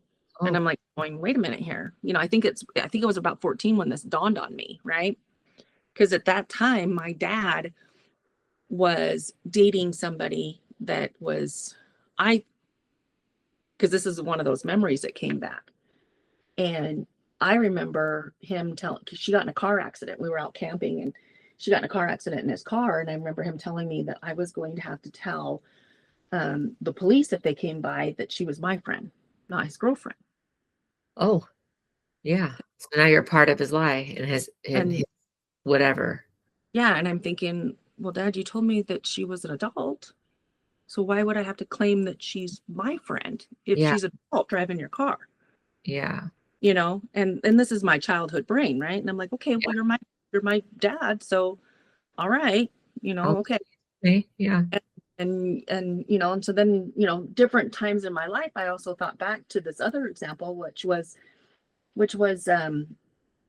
him having this relationship with this cousin of mine on my mom's side, and him normalizing it and saying that it was love, and you know she was perfectly okay with it and everything was great until she got older and then started talking to other people, and they're the ones that told her it was wrong. So she was Mm, perfectly fine with it until others told her it was wrong. So then as I got older, I thought, okay, well, wait a minute, I'm not perfectly okay with this, but at the same time, people are telling me that this incident or that incident is normal. And so is it right or is it wrong? Yeah. Does that make sense? It does. I mean, and the answer Oh, is whatever you think it is. If you think it's wrong, then it's wrong. it's wrong, right? Right. But I can see where you're like in this, always this tug of war. Like, Always a tug of war in my brain. yeah. It Yeah. was always a tug of war growing up. And then on the flip side, it was also like, you got to be perfect too. So you can't talk to anybody that's not part of, and they always said it was our family. And so that's something I had to process too as an adult, because that's not my family now. Those are my relatives. My Right. is my husband, my kids, my grandkids. Yeah. Yeah. This is my family. That's how you just, yeah. Yeah. Yeah. But I had to get to where I could let those guys go. But I mean, even like I had this cousin that he's around the same age as me. I don't know if he's older or younger, but doesn't really matter. He was still going after young girls, like 2-year-olds. You know, we were like 12 to 14, and he's going after 2-year-olds. And I'm Oh dear. not normal. Yeah. Yeah, I have no desire to do that. So that Yeah. can't be normal, right? Why do you have a desire to do that? I don't have a desire to do that. So that Well, can't be normal, yeah. right? Well, that right there is an indicative, right? I'm like going, oh, there's something going on in that relative pool of yours that this is, which is true. Like I know people who aren't clients, but they're people who I know through my friends or family who were raised like, oh no, this is what mom and dads do in their bedroom, and the kids sometimes come and watch. And I'm not going because that's how they think it is. And or they are told that this is natural, so it doesn't really matter your age. This is what the body's supposed to do. I'm going, not a 2-year-old. Yeah. I don't care when the body is like working like an adult body. 13 is not necessarily the age. I mean, if you chose to have sex when you're 13 or 14, that's your choice. I'm just saying, like, and to me, that's still emotionally too young. Too young. I would agree with that. Yeah. I'm just like going, oh, would you just wait for a few more years? I mean, the reality is none of us should be doing anything, any heavy lifting till we're about 27 when our brain is finished forming. But 27 seems a bit too late to experience life. But I mean, truth be told, we all should be waiting until we're 27. But for any heavy lifting in life, but we don't, right? But yeah, your brain's already going like, you're this age. Why is that baby is not making a choice? No, that baby is barely aware of their own thoughts. If that, they're not at any rate, developmentally, I'm like going. Well, and then on on my dad's side, they're like, you have to forgive him and you have to believe him. And I'm like, okay, but what about the victim that's saying this? And so it's this constant game. And I'm going, I'm a kid. I'm like, Again, it's the tug of war. And some people have that, they have that rope so tight all of the rest of their life, or until someone goes, hey, you can drop the rope. Mm-hmm. If you drop, how there's the tug of war, there's always that big puddle of mud. I go, you can hang on to it till you're dragging the mud, or you can let go and just stand where you're at, and the other party will fall. Yeah. And then you can decide what you want to do. But when it's so tight, it's crazy making. I'm questioning my own reality. Is all these things people are saying are true? Why would, if it's not true, why would the people who are supposed to love and protect me make it be true? Why are they insisting that it's true, even though it's going, all of those things? And I'm hoping that the listeners are really like, this is a big topic, by the way. It's a very big topic. These types of things can happen so subtly. It can be as simple as like, oh, a girl's job is doing dishes. A boy's job is mowing the lawn. I mean, I don't really care who does the dishes or mow the lawn. In my house, I mow the lawn just because I choose to, because I would rather do it and get it over with and, have fun on the weekends with my husband and not wait for him to do it. That's why I do it. I'm like, no, I'd rather have you for our free time. But you're told certain things, right? Like, and who decides that that's the way it's supposed to be? And it's so subtle, right? Oh, it started with Barbie, right? I mean, I'm just using this as an example how subtle it was. There was a toy from the industry and she looked this way and she did these things and these were her roles, right? Right. I mean, it's by design, for Pete's sake. And that's how that role stayed. And even now, that's still the role. That's the traditional role. Not well, at any rate. So I think I'm trying to make a point. I think I am making the point, like, no, what you're conditioned to believe is what you believe, even if it doesn't feel right. And if it doesn't feel right and you fight against the grain, oftentimes in your own community, you're pointed out as the oddball, or you're the troublemaker, or you just need to forgive. And I'm hoping the listener goes like, all that might be happening, it doesn't make it right. It doesn't make it their reality. It might not be the actual reality. I mean, it's their reality, but it might not be healthy, or as I say, healthful, you know, at any rate, I don't know. Well, and just because you forgive doesn't mean I have to. Yeah. Like in the example of my cousin, I'm like, I don't have to be associated with him, and I don't want to be associated with him. Yeah. Because you don't believe him. I do believe the victim. Yeah. Absolutely. Well, and I'm not that you believe the story, you believe the victim first, and then you investigate, right? That's how it's supposed to be. And I'm not the jury, but I know he's in jail for it. And not with you, else. Now, but this went on for years. How many victims could we have saved? But that's also where I have to forgive my younger self, because I didn't know any better. I have all these adults around me that are going. I like that you're bringing that up, because so many times people think because it happened to them, they could have prevented it. I go, yes or no, but it's not your responsibility. You can choose to report something. You can choose to make sure that person doesn't do it to anybody else, let you or anybody else, right? Especially if it's a pre-perpetration. But I'm like going, I would never give you the responsibility of making sure that this person doesn't do it again. That's their responsibility. Right. You know? And so, but that being said, I don't think I am proactive in like advocating for yourself and telling your truth. And if it happens to bring some legal action, so be it. But, you know, I work with people even now who it's like, I always ask the question, like, okay, as part of your journey, as part of that, you wanting to report, or are you just wanting to work through some, I mean, I don't care what your answer is. And we usually have that conversation. Well, I don't want them to do it to anybody else, but this is not your job. You can, if you want, it can be part of your story, but it's not your responsibility. Your responsibility is to yourself. And so I hope the listeners know that it's not good or bad if you report it or don't report it. If you're advocating for yourself, it's like, you know, going to the hospital and getting off a whatever, then you'll probably be reporting it if you're advocating for yourself. Some people do advocate for themselves, and at the same time, part of their reasoning or part of their why is to also help prevent other people from being hurt too.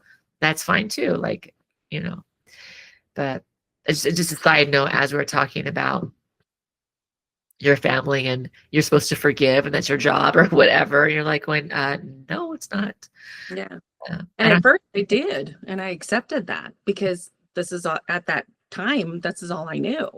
Like they told me this is family. You have to forgive them. You have to allow them to come to your house. You have to allow this and that to happen. Yeah. And I'm thinking, and then it took my husband to say, no. Yeah. Never coming to our house. It almost sounds like your forgiveness was kind of more of acceptance. Like, I'm accepting it and therefore you can come into the house. Maybe it was forgiveness. I don't know. But I'm like going, oh, yeah, it sounds like forgiveness / acceptance. Like, well, that's what happened. Mm-hmm. It's like spilt milk. Well, spilt milk. It happens. Like, get the rock, clean it up and keep going, you know, which I don't like. I mean, I don't like that for my clients. I'm like, oh, no. But I also find forgiveness is not usually about the other person anyways. It's about me. It's about me. Yeah. So like it's almost like, you know, I can accept that that's what happened, but I also can I can protect myself so it doesn't happen again with me. Anyway, I feel like I'm talking to you. And sometimes I don't like you said, I think it's more acceptance because because I'm like, even my uncle that did some stuff, he sent me a message and he asked me for forgiveness, and I was like, I forgave you right after it happened, but that I didn't mean it. I didn't mean any of it. Yeah. You know, I told him that because that's what my family said I had to do. That's what my parents said you had to do. You have to forgive people. You know, I was raised with a little bit of a religion background, and Yeah. that's what you're supposed to do, right? And I was like, but I don't forgive him. Yeah. Why should I have to forgive him? He did that. Well, And I always want to know, like, what are you asking But I- forgiveness for? Like, For- what did you do? Why do you, and why are forgiveness means you're sorry? What exactly are you sorry for? Like, I want to know, and how are you not going to do? If you're sorry, that means you won't do it again. So how are you? What are you doing not to do it again? Whether it's to me or someone else.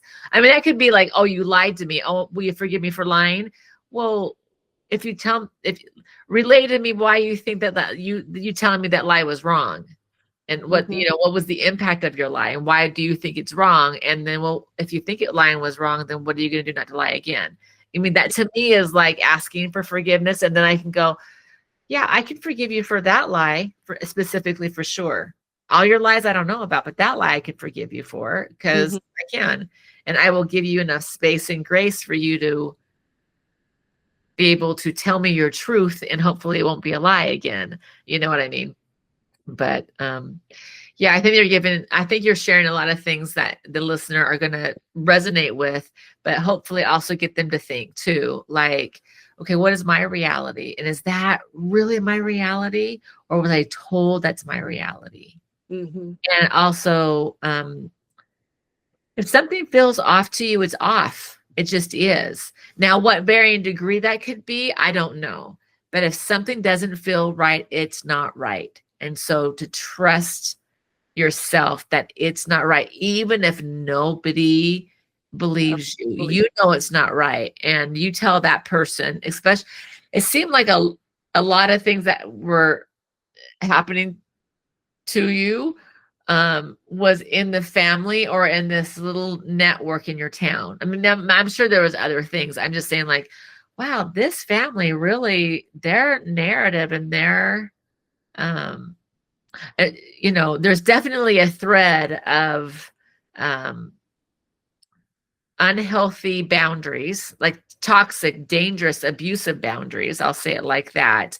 But then woven with that is a lot of rationalization, minimizing, secrets, those types of things. So they probably don't know if they're coming or going, quite frankly. I mean, it sounds like it was generational. Yes. Yeah. I would agree. Yeah, I think so. And I think also that oh, I'm sorry. I don't know where I was going to go with that. It was a good point. They always are. Yeah, it'll come to me. Well, I was talking about the threads of, our realities. Like, I remember. Okay. So one thing too, when I think, okay, two things. One, I think, like, even my parents, they only knew what they knew up to that point. So like me as a parent, when I started raising my kids, I only knew what I knew up to that point. Going back and looking back, that famous quote, if I only knew then what I know now, I would do it differently, right? Yeah. But I did the best I could with what I had. And the nice thing is I was able to change that. Like one of the things that my kids will tell us is, you guys, you never pretended that life was easy. You never pretended that life was perfect. You never pretended that there was evil people out there. You made us very aware. There's evil people out there and there's good people. There's more good people than there's evil people. And you always said it like, when you blink up $1 and you got 90 cents here, those are all the good people. And these 10 pennies over here, those are the bad people. Yeah. When we say bad people, we don't mean like bad. We mean like they have bad, they make bad decisions, or they plan on hurting you, or, X, Y, and Z. That's where a lot of horror movies will come from. They're like, we try to explain it to them in kid brain. Right. For age. Yeah. appropriate. Yeah. And he's like, and your story would change as we got older. Like Yeah. you and dad did really good at that. And my husband has a different background that's not good either. Uh-huh. And so we were able to take his and mine, and we did great parenting. Did we Yeah. make mistakes? Yes. And that's one of the things that my kids will be like, we were so thankful that you were open to the mistakes that you made. Yeah. Like, and well, you modeled how to handle it. Like, Yeah. oh, okay, that was a misstep. Let me write that or Just whatever. because I'm the parent doesn't mean I'm right. Just Yeah. because you're a parent doesn't mean that what I did was right, or how I reacted was right, or Well, you know what I mean? even the point of when you said you were having kids and you had a certain show on TV or whatever, and he's like, nah, yeah, it's not appropriate for kids. You're going, what? And it explains it, and you're going, well, I don't understand, but I also understand. So, okay, no big deal. Like we'll watch something else. Well, we fought about it and we worked it out, and then that's right. You just fight about it first. Yeah. But then down the roads, I'm talking to my kids, and my kids are like, yeah, I remember that. That was the pirate movie. And I'm like, oh yeah. And that was the mistake that mom made. Yeah. But, well, like if you remember a pirate movie, that's all you remember, then we're gold. Then we're good. If that's your memory is a pirate movie, then right. At any rate. But I let them know, even though I'm a parent doesn't mean I know everything. So I'm gonna make mistakes. I think modeling being human to your kids is great. I remember working with this one girl. She was in residential, and her parents came in. Oh, and they were not getting it. And I was trying to help them get it. And I was always under fire because I held them partly responsible for their relationship and how her narrative was her narrative. And I was trying to illustrate that. And they were like, you can say whatever you want, but you're not allowed to bring any of this stuff up in front of her, because we're not going to be victim to her pointing fingers at us. And I'm like going, well, you're using the word victim, and it's all about protecting themselves as we're the powerful parents. And not only is our rules law, it's also don't think they were saying perfect, but they were saying that we're all powerful. So even in our imperfection, we still rule. And I was like, we get the final word. That thought process right there is why you're having struggles with her at this age. And it was she had other things going on with her, but I'm like, oh, I don't know who taught you this, but at any rate. Yeah. But that's good. That basically you're getting feedback from your kids that you're like going, no, I had some dark 10% of my experiences or whatever life you're doing. You're not, like you said, $90 is this, $10 is that. You're like, oh no, I have a lot of very crumpled dollar bills of my 10 experience, but we're modeling like, and I don't have to relive them, or do I have to pass my experiences down to you? And, oh, I did misstep, and here's how you make it better. That's how we meant. That's good modeling. And I think with my boys, I'm like, because I raised all boys, I was scared to death to have a girl, because I was like, I don't know how to have a girl. Yeah. And nowadays, I don't want that to happen to her either. I have a lot of people who do that, by the way. Now I can raise a girl, and I know how to protect her, and I know the tools I could give her to make sure she's protected. But as my boys, I was like, hey, when, as they got to this age, and I knew that they were starting to see girls differently and starting to think that they wanted to kiss, and it happens. Hormones are flying. Yeah. Like, okay, we're going to have the talk. But the biggest thing I'm going to say to you, I drilled it into them over and over and over and over throughout the years. Yes is yes. Anything else is a no. Yeah. Anything else is a no. Maybe is a no. Maybe is a no. I'll think about it is a no. No. No matter what the scenario, no matter what the subject is, it's a no.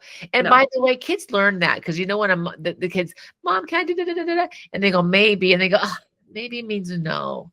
For most of us. Some of the kiddos are like going, oh, that must mean yes. Yeah. But they learned that through the patterns. But I'm like, no, we know a maybe is not a yes. We know I think about it is not a yes. we know these things, but and I explained to him, your body's going to react, her body's going to react. If you guys are touching, that is normal.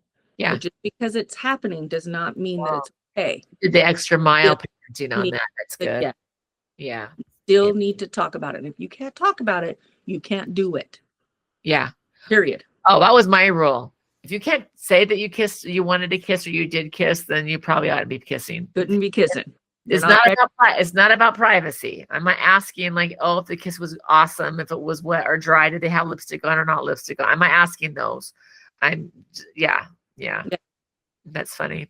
Yeah. If you can't talk about it, you probably, Didn't do it.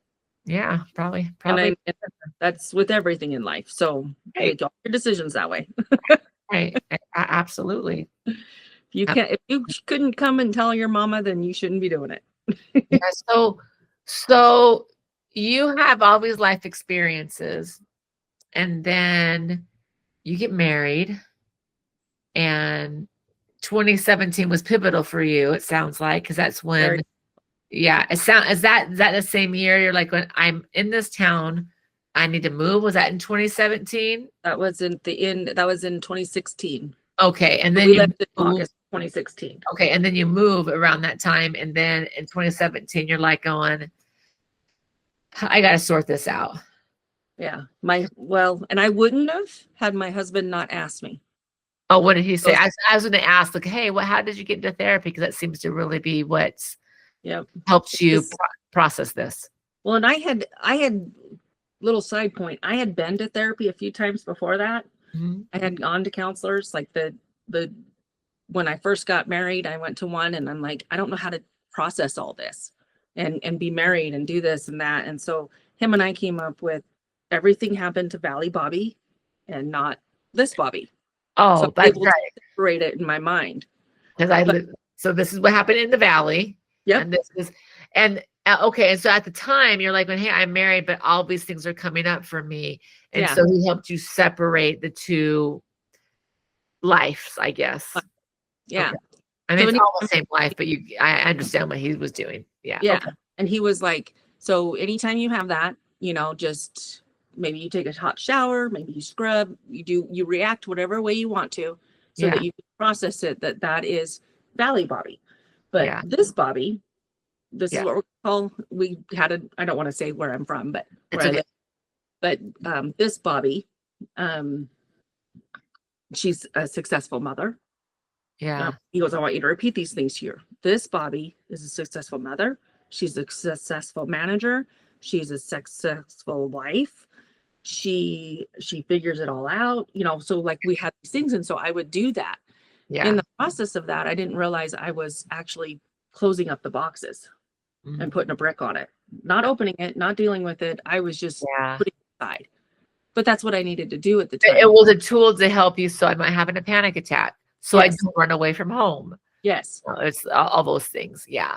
But then it worked for 17 years. Yeah. It worked. And I had a couple counselors in the middle, other counselors, one not even worth messaging, but the other one, like him and I were doing some great work.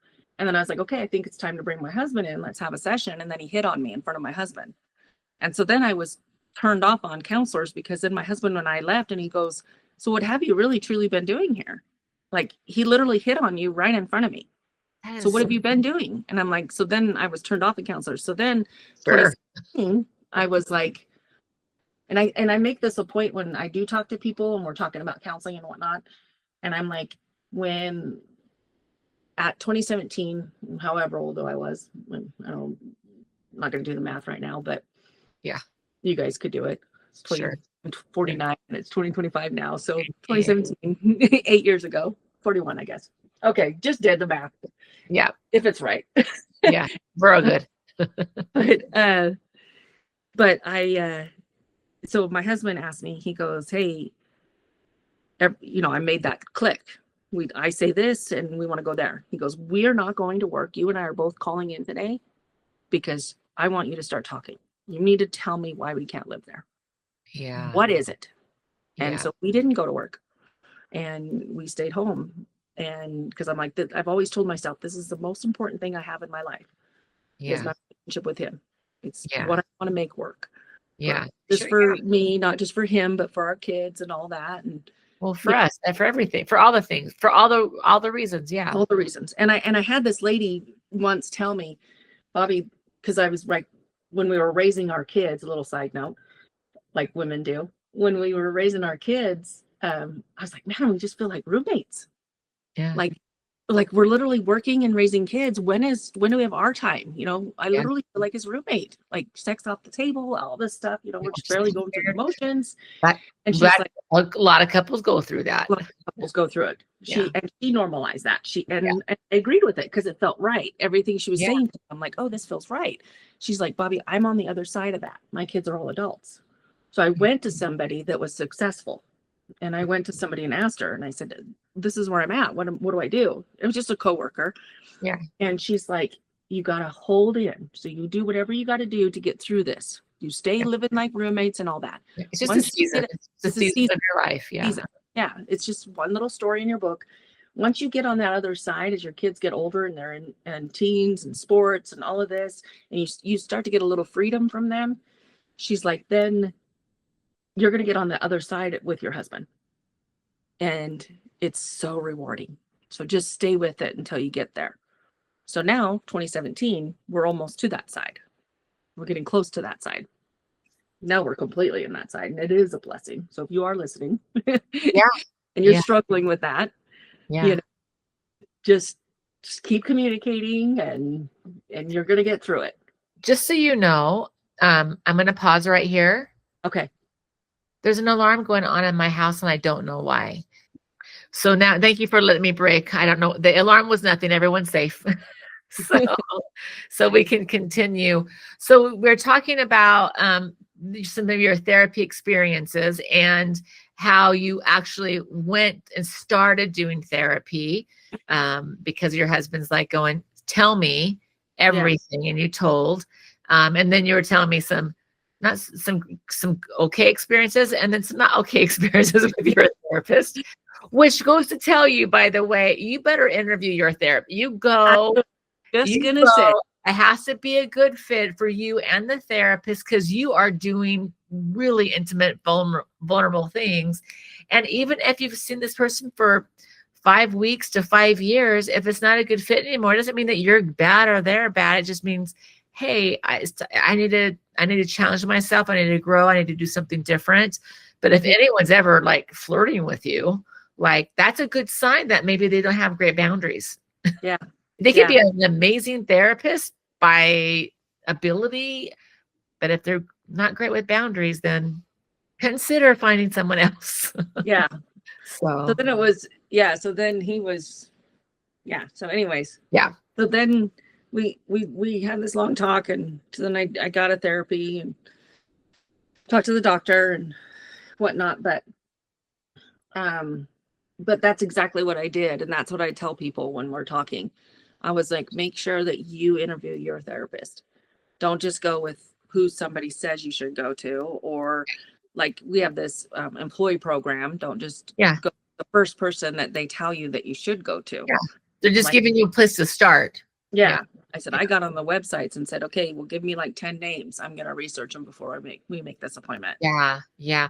A good rule of thumb to find a good therapist is called your insurance itself. It usually has a portal and you can interview, but Psychology Today, it's psychologytoday.com. It's national. It's everywhere. And you can usually you can say, hey, I'm looking for this type of therapist. Here's my insurance. And they usually will have a picture and a bio, and you literally interview them at least by what the information they give you. And then most therapists will have a phone call with you, a 10-15 minute, just a consult to see if they think it's a good fit before you even pay a dime. Most will do that anyway. Yeah.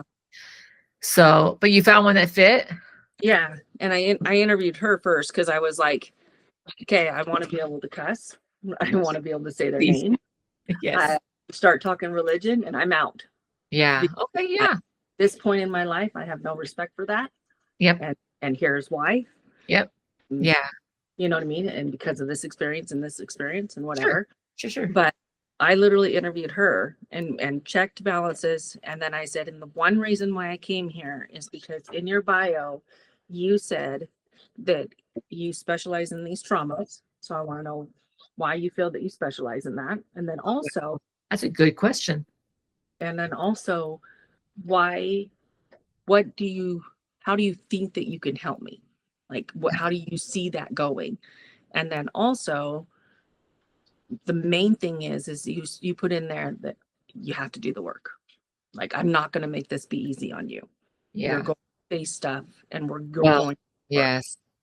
And I was like, I always wished that I would have met her years ago, because I think life would have been better and easier. But at the same point, and different.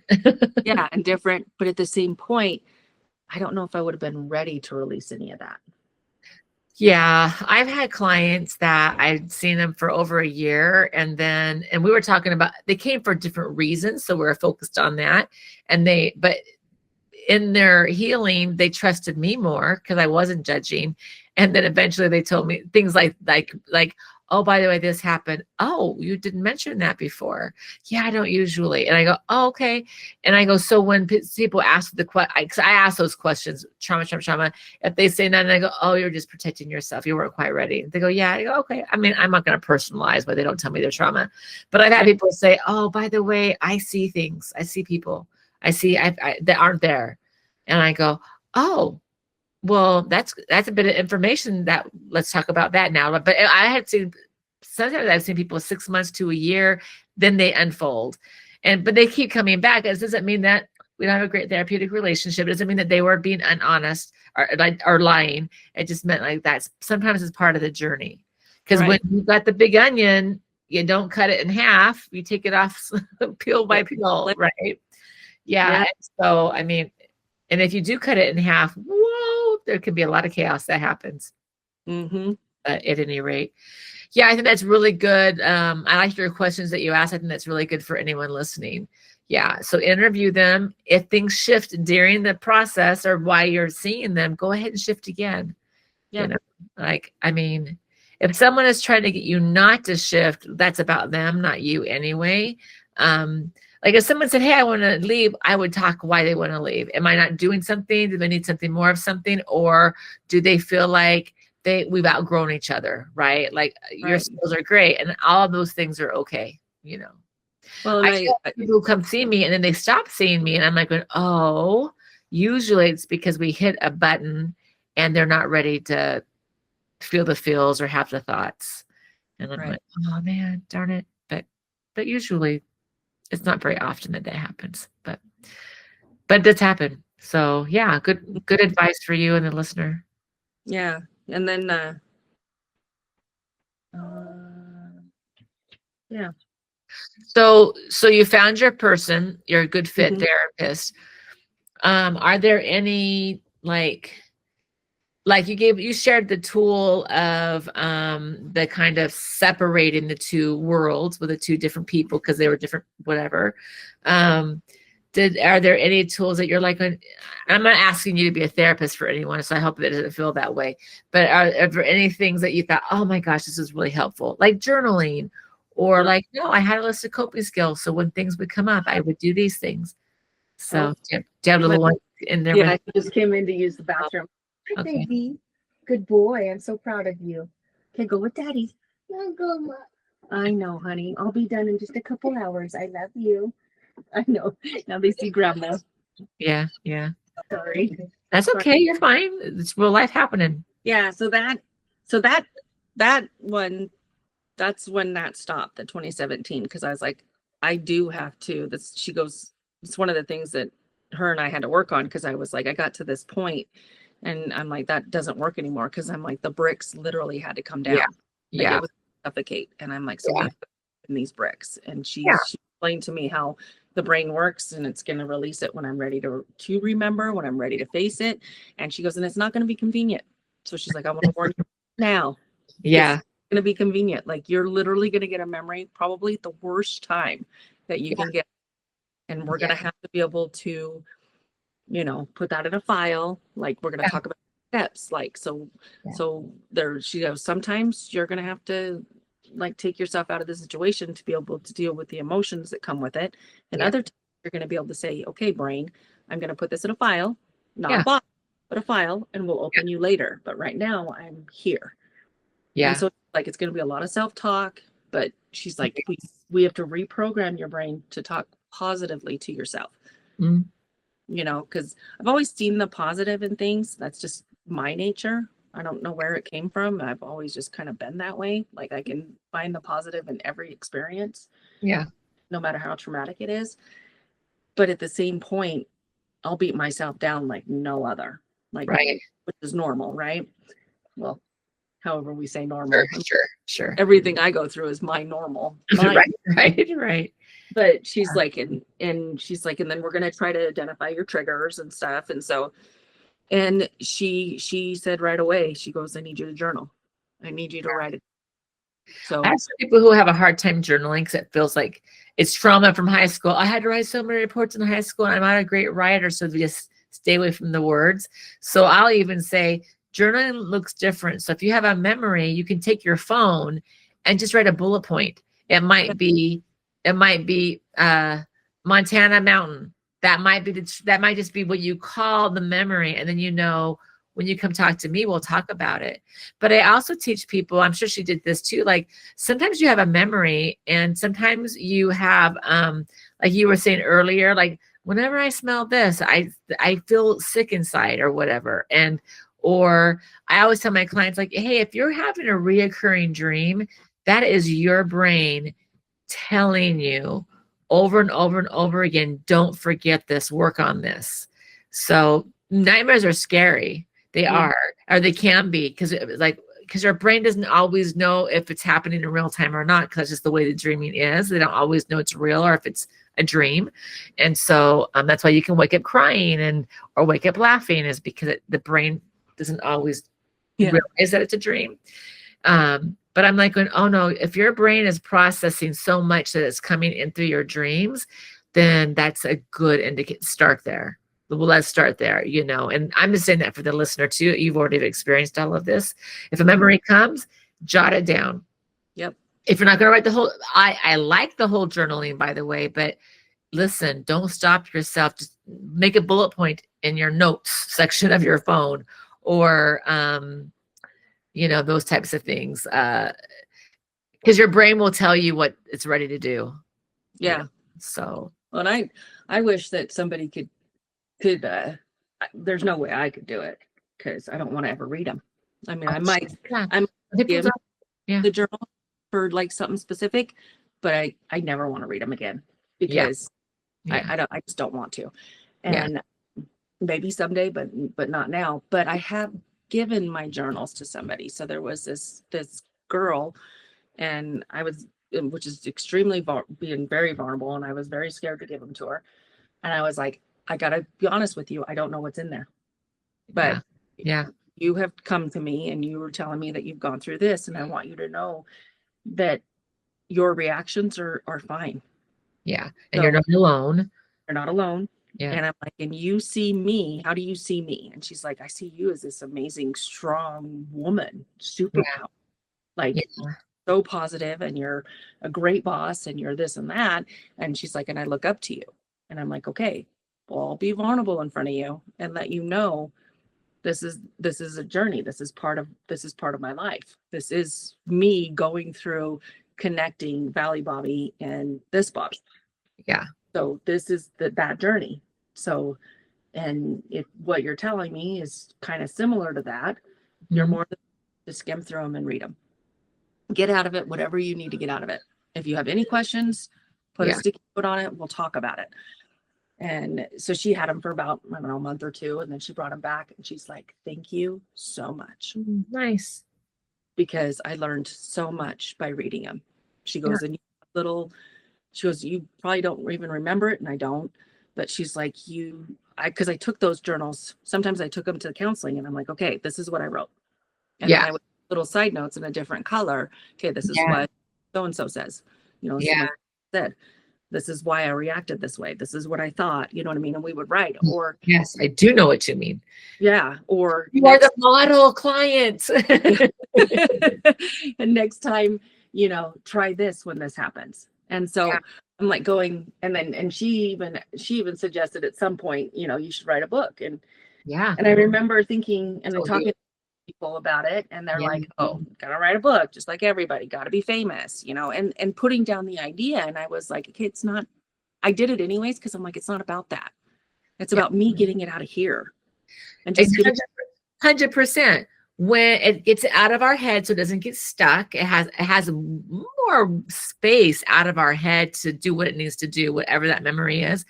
But when you write it, and you write it in your version of whatever it is, you literally validate everything. So many times things get stuck when we don't acknowledge it, we don't accept it, we minimize it, we make it go away, we avoid it. So whenever you write your story out, it's like, well, you know, you know, I do those journals, right? I have a journal and I have a journal. That's how I do it. Journals are things you don't want to read again. You can if you want, but the rest of it's like, no, this, And autobiographies literally are like the most refined and fully in-depth journal, because sometimes if we're writing Dear Diary, we can skip things. We don't usually, but we can go, I don't want to talk about that part.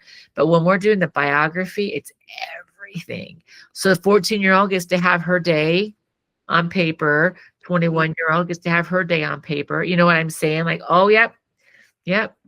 Bobbi is remembering all of us, you know, so that's partly why I think it's important.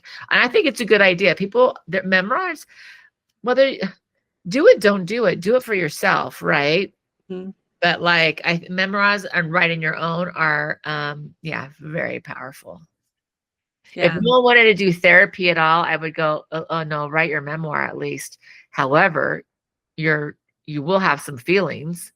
And so it's nice when you have a professional support person who can help you process those feelings so you don't get stuck or you don't get lost, or, you know, they don't activate other types of coping skills that might be dangerous. But sometimes I can, so I had this conversation just recently with somebody, because I was like, I could see, you know, because sometimes you watch the news and you're like going, God, they say that this person was such a loving father or a loving mother, and yet they just killed all their kids and themselves. Right. And everyone's shocked, right? Shocked because, you know, but you never know what's going on behind closed doors. You never know. Right. And like I've told them, I have been not to that degree, not to do something like that.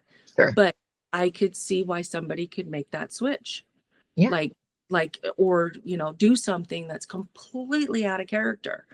Yeah. You know, I can think back to this page in my journals, in my books. They're just notebooks. They're just tons of notebooks. Those are great.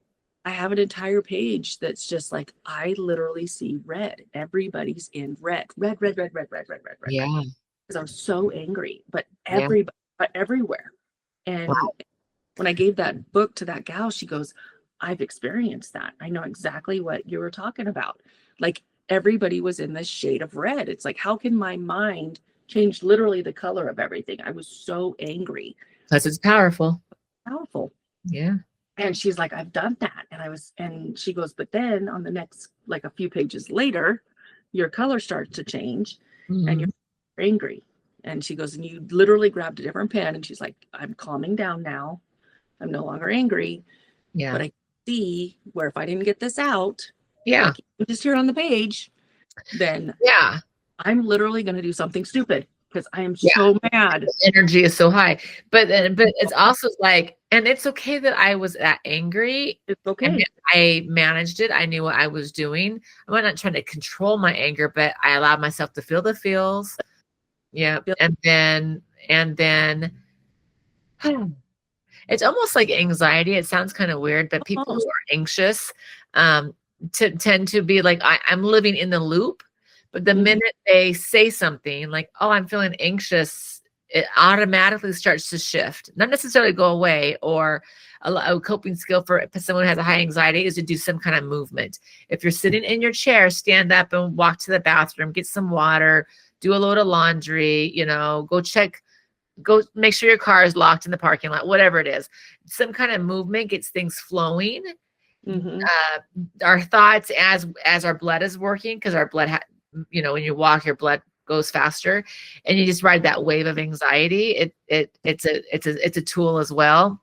Yeah. And so that's what it reminds me of. Like, no, acknowledge the anxiety. Say, I'm angry.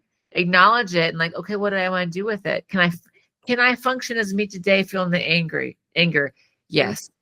No, it's like not blackout, but red out anger. So I'm going to have to sit here and breathe while I'm feeling angry, and then it dissipate. Exactly. Like me and this other person, when we were talking, she's like, I literally could like put a pillow over this person's face and suffocate them. Like I literally want to. And I'm like, okay to have that thought. Yeah. I'm sorry. I'm laughing because you put your hand and the hand bubble came up. Sorry. But I'm like, but it's okay to have that thought. It's not making that switch to react. We're making a conscious decision that, yes, I have that thought. I am that mad at you, but I'm not going to do it. Yeah. And we coming back and going, okay, how can I control my world? How can I, what I mean? What can I do? I'm letting this other person affect me this much to make me this mad. What is it about it? How can I change it? What can I change? What can I, because everything changed at some point. It's just whether or not we choose to do it. Yeah. It's like gravity. Who says that? I forgot Benjamin Franklin,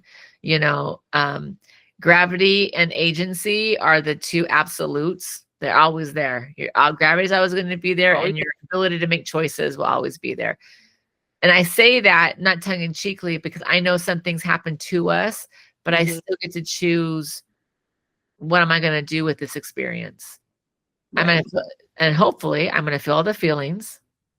I'm going to have whatever's appropriate be appropriate, and I'm going to get support as needed, Right. Yeah. It's not going to define me. I define me. It happened to be a life experience. And I mean, listen, you are a great example of how it would have been very easily understood for this to let you define this as, this is what my worth is, this is my value. It would have made sense, because it was on repeat for many, this is what happens, this is what I'm told is supposed to happen, and this is what there's no safety for me here, so I just better get used to it. It would make sense if you went into that space. Very easily. But it's not defining me, because no matter what everyone else is telling me innately, I kept saying, this doesn't feel right. And then as you had more life experience, and as you were having different types of relationships, more healthy relationships, well, your brain started processing, because it didn't have to be so tight, right? Your tug of war rope did not have to be so tight, and because of your partner or your spouse and your therapist that you got eventually. But yeah, so journaling was it was a tool that you used on the regular, sounds like. Yeah. It sounds like you had a journal and a journal. I recommend. Yeah. Good. Good. I literally, yesterday when I was cooking our New Year's dinner, I was thinking about this podcast, and I was stressing about it, and I'm like, I just want to enjoy this day. I want to be here mentally. Anxious about this happening. Yeah. I did the same thing. I just started writing. Yeah. Good. Writing. And I was just like, I got to get this out. And then, because I'm like, I want to focus on the now. I want to be here. And I think the thing that's helping me a lot now is doing that, is the 5 senses. Yeah. Oh, like the grounding. Mm-hmm. Yeah. The grounding. And I didn't realize I kind of already did that, but now you're more intentional about it. I pay more attention to it. Yeah. Breaths, touching something, tasting something, feeling something. And I think like you were talking, going for a walk, we're not realizing it, but we are using our senses when we do that. Yeah. We notice the change in the air or whatnot. And Yeah, so, just the senses are just basically our grounding. That's what it is. It's bringing us present. It's like I always do the S's and the T's: the sight, sound, smell, taste, touch. I have to do it that way, or I'll forget if I call them something else. The 3 S's and the 2 T's.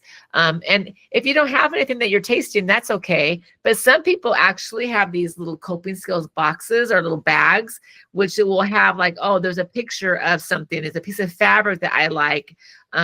There's a mint in there. Like they'll have like those their oils or essential oil types of things. They'll smell that. I mean, I don't care about you do that. I'm just saying, but some people do. I've had people do that with their kids. They'll have these little lunchbox looking things that they keep in the car. And so if the kid starts to dysregulate, then that helps them ground, and then it brings them back to present and out of their head or that loop that's creating the feelings, the thoughts, the whatever. But yeah. So grounding really works for you now. Yeah, that's what works for me now. Yeah, that works the most. And you use that mostly, just for the listener, you're using the grounding when you feel like your thoughts are racing or emotion is getting more intense than you have. Because sometimes our feelings come and we're like going, this is not the place for it. I'm at work. Panic attack right now is not going to be helpful for anybody. So here's what I'm going to ground myself.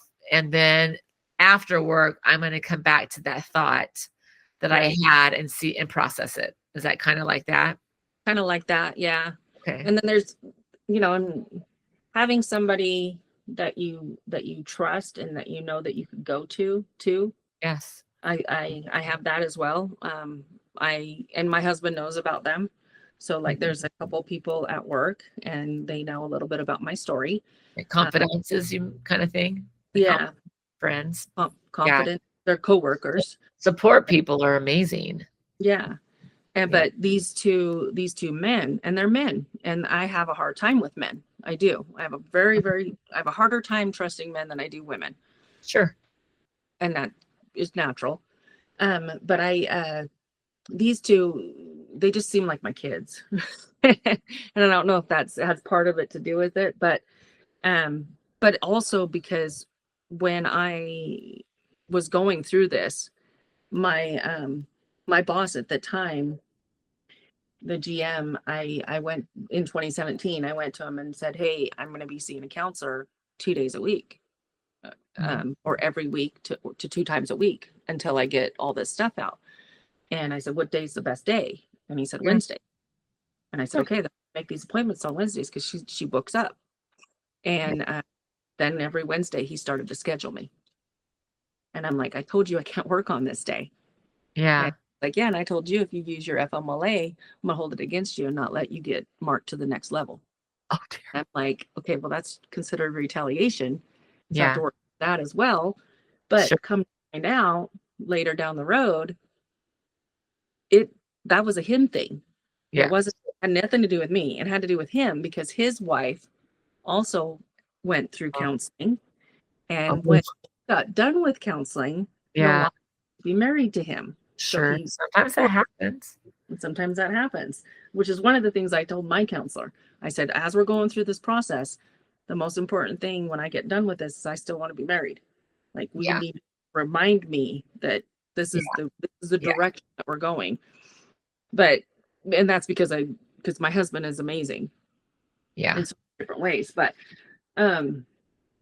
that's another podcast. Yeah. But so you went to counseling, your grounding helps, journaling helps, containering it, if you will. Yes. And then having a couple people that support, like, I literally can go to them. Like, even I think it was like 3 months ago, I went to this guy and I said, I need you for a moment. Tell me the things that I need you to tell me. And he goes, Bobbi, you're safe. Yeah. You are completely safe. Yep. Nothing is happening. Yep. It's in your mind right now. Like, these are things that I told him to tell me. Yeah. To remind me. And he goes, and he knows not to touch me. Yeah. And he knows once I come back, because I'll get stuck in like this, in literally a PTS moment. I'm like, I'm like, You ever watch a movie of like a war veteran and they're literally in the kitchen and they but they're really not. Yeah, they're not. Their mind literally flashes to this other area. That's Yeah. my mind literally does that. Yeah. And I might physically be here and I might be going through the motions, but that's all. It's just But repetition. you're realizing that you're trapped in this memory loop, right? And so loop. you're like going, hey, I need you to tell me stuff. It helps ground me. Get me out. Get me out. And if he's not there, like if those two people aren't there, then I struggle even more. Sometimes I have to call my husband or I have to call one of my kids and I'm like, okay, you need to tell me, Mom, I love you. You're fine. You know, and it sucks that I'm like, I'm never putting pressure on you guys. This isn't for something for you to carry. I remind them all the time. This is not for you to carry. This is just for you to help ground me to say, Mom, right. And by the way, like, because you're still on your journey, you're still like healing, you're still processing. And those, it's just like no different than the compartmentalizing. Oh, this is, validate me and this is not validate me, right? As you are shifting, so will your coping skills. And right now you're like, hey, this is a support to me. If you do these things, they're not enabling you. Now, I guess it could turn into that because some people will go, oh, I'm going to have a panic attack unless I had this happen. And I go, no, it's not meant to be that way. It's more like, it's more like this is support. And eventually that's going to shift too. There will be a time when you're like going, no, I can have any memory and my brain, because our brain will continue to sort things or just intrusive thoughts. Sometimes just pops in and pops out. But if it pops in, what am I doing with it? Am I going, oh, I know it's that memory. It goes. You know what I mean? Or I had that thought, I had that feeling, and it comes and it goes, and then we're fine. But right now, it's like it's coming, and your consciousness is going, I'm watching the film. Yeah. Right. And so it's like, well, no, eventually it will just be a headline, and eventually the headlines will be less and less. Yeah. So and sometimes I'm like, okay, I need to write this down and I need to make an appointment and we need to find why it's coming up. Yeah. Yeah. Like, why does this keep coming up? Yeah. Let's talk. Yeah. Because I've even gone to her and said, yada, yada, yada, yada. I'm like, I just need to verbally puke all over your desk. Sure. And then I need you to tell me what I'm not seeing. Yeah. Because I'm literally stuck in this loop. Puke and tell me what you see. Me. Yes. And I did. I just verbally puked. Yeah. And then she looked at me and she goes, you really don't see it? And I'm like, fucking no. Oh, sorry. Didn't mean to cuss. No. That's fine. I don't see it. That's why I'm here. Yeah. And she's like, it's because he will never protect you. Bobbi, you got triggered by your dad because of this. And he will never protect you. Yeah. Ever. Yeah. And your brain's trying to make it be so. It immediately just relaxed. Yeah. I was like, how did I not see that? Yeah. You're right. Yeah. He said this and this and this just snowballed into this. And then I went to work and I have a narcissistic boss and he said these things and it just kind of added to that. And then light bulb. Yeah. Yeah. Light bulb just go off. What's great because if you have your support people, they can sometimes go, here's what I'm hearing you say, or you go to a therapist and you're going, well, here's what your verbal puke saying to me, you know what I mean? It can be all of those things. I like that. One of the things that you said earlier was if you're going through some stuff now, or if you're processing it, be mindful not to compare with other people and their stories. That doesn't mean comparing is not the same as relating. Because that person who's reading your books, she's not comparing herself. She's relating to the book and she's finding some solace and some help in it. Comparing is specifically like who had it worse, who did it better. I mean, it's like who wore it better. Oh, that they had the same outfit on. That person it's a judgment. When we're comparing, we're judging good or bad, right or wrong. So, and one example you gave was like, well, you shared something with it. The person was kind of comparing by telling you their story, or they were becoming the great advisor, if you will, which is a thinking error or a listening skill. But now they're the big advisor and you're hearing the story and now you're going, oh, I must be wrong. So that's a different type of comparing. Like, oh, this is normal. So what I'm doing is normal. And so my thought of it's not normal isn't okay. That's because you were like going, well, she had that experience and she's okay. And she's still doing it. She thinks it's okay. That's more like, it's a little bit different than the comparing I'm saying, but like, you're not wanting to war story, but that's not the point. It's like to be relatable to, I mean, like I said, you were being relatable when you shared your journals with this person in your world. It wasn't like, I want you to compare your story to my story. It was like, no, I'm trying to be relatable. I'm trying to help you see. Because even in your journaling, you were like, here's what happened. Oh, here's what I learned from it. Or here's what my therapist said. Or here's what I think about it now. Yes. Because even with her, I let her know, I said, you are just as strong as I am. So you put me on this pedestal. I did not put myself here. Nor do I want it. And Sarah, you are right there with me. Yeah. Because you're here. Yeah. I think we as humans, we tend to compare anyway. But when we're comparing, there has to be a judgment. That means I have to judge something that's good or bad, right or wrong, or better or worse. And so, and most of the time we're the ones that fall short, right? We're the ones that did it wrong. We were the ones that didn't get it right. They have a better life than I do. And even in our trauma, it's like, oh, well, their trauma is worse than mine, which I'm judging. Therefore, I don't have the space to heal. Meaning, you know what I mean? Oh, what am I complaining about? Like, oh, I have a broken foot. Well, they've got broken arms and legs and clavicle. So they're worse. So who am I to complain about my one broken foot? You know what I mean? Right. So that's kind of the comparisons. And I think that's what you meant too. Like be careful with comparisons. Yes, absolutely. Yeah. Okay. And we're all at different levels, right? And different life experiences to where we're at. Yeah. So like I've even had somebody there, they panic about every little thing. Yeah. And but this is a big thing to them, and I'm like, pat yourself on the back, because if you're panicking, to me, looking from the outside, because the dishwasher is leaking is like the worst thing that's ever happened to you in your life, congratulations. That's good job. Good job, parents. Good job, you. Pat yourself back. Okay, now let's breathe, and we're going to fix it. Yeah. Because this is fixable. But the next time your dishwasher leaks, you're going to be prepared for it. Yeah. Because you've already fixed it once. It's not going to be a big deal. Yeah. Does that kind of make sense? Yeah, I think so. Yeah. And I'm like, congratulations, Yeah. But it's not that they never went through anything, not diminishing their world or anything, but I'm also, and here's where this comes from.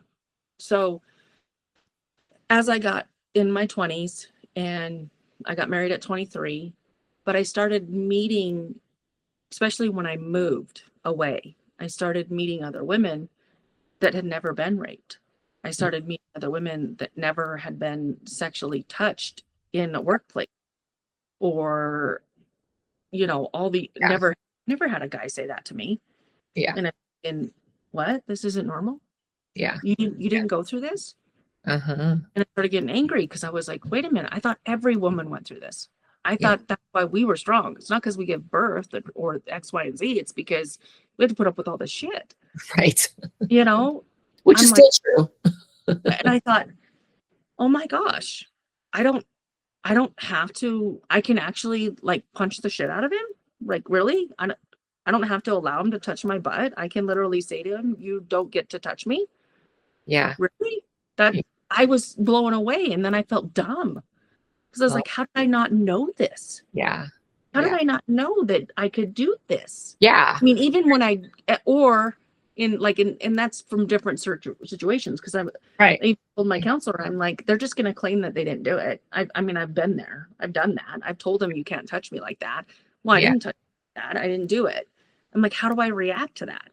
Yeah. And so we practiced and practiced and practiced for me to know what to say in that situation, because I'm like, they're just going to deny it.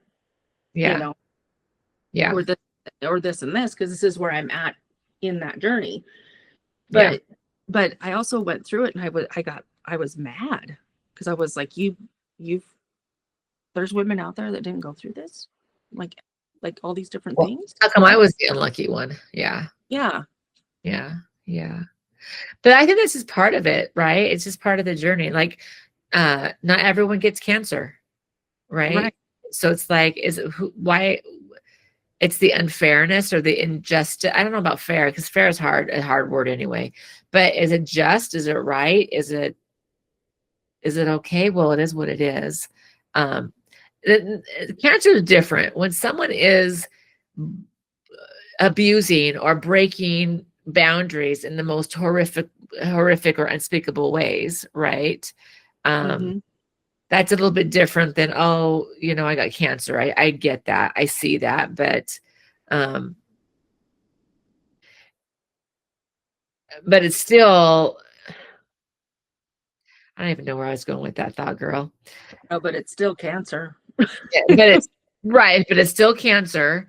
Yeah. And you still have to process it. And, and it's still going to affect your loved ones, everybody around you. But I can see, I mean, either one, sexual assault or cancer, if they didn't experience it, I'll say, well, why did I? So either God doesn't love me if I believe in God, or, why was I the target, whether it was cancer or sexual, how did I, what, yeah.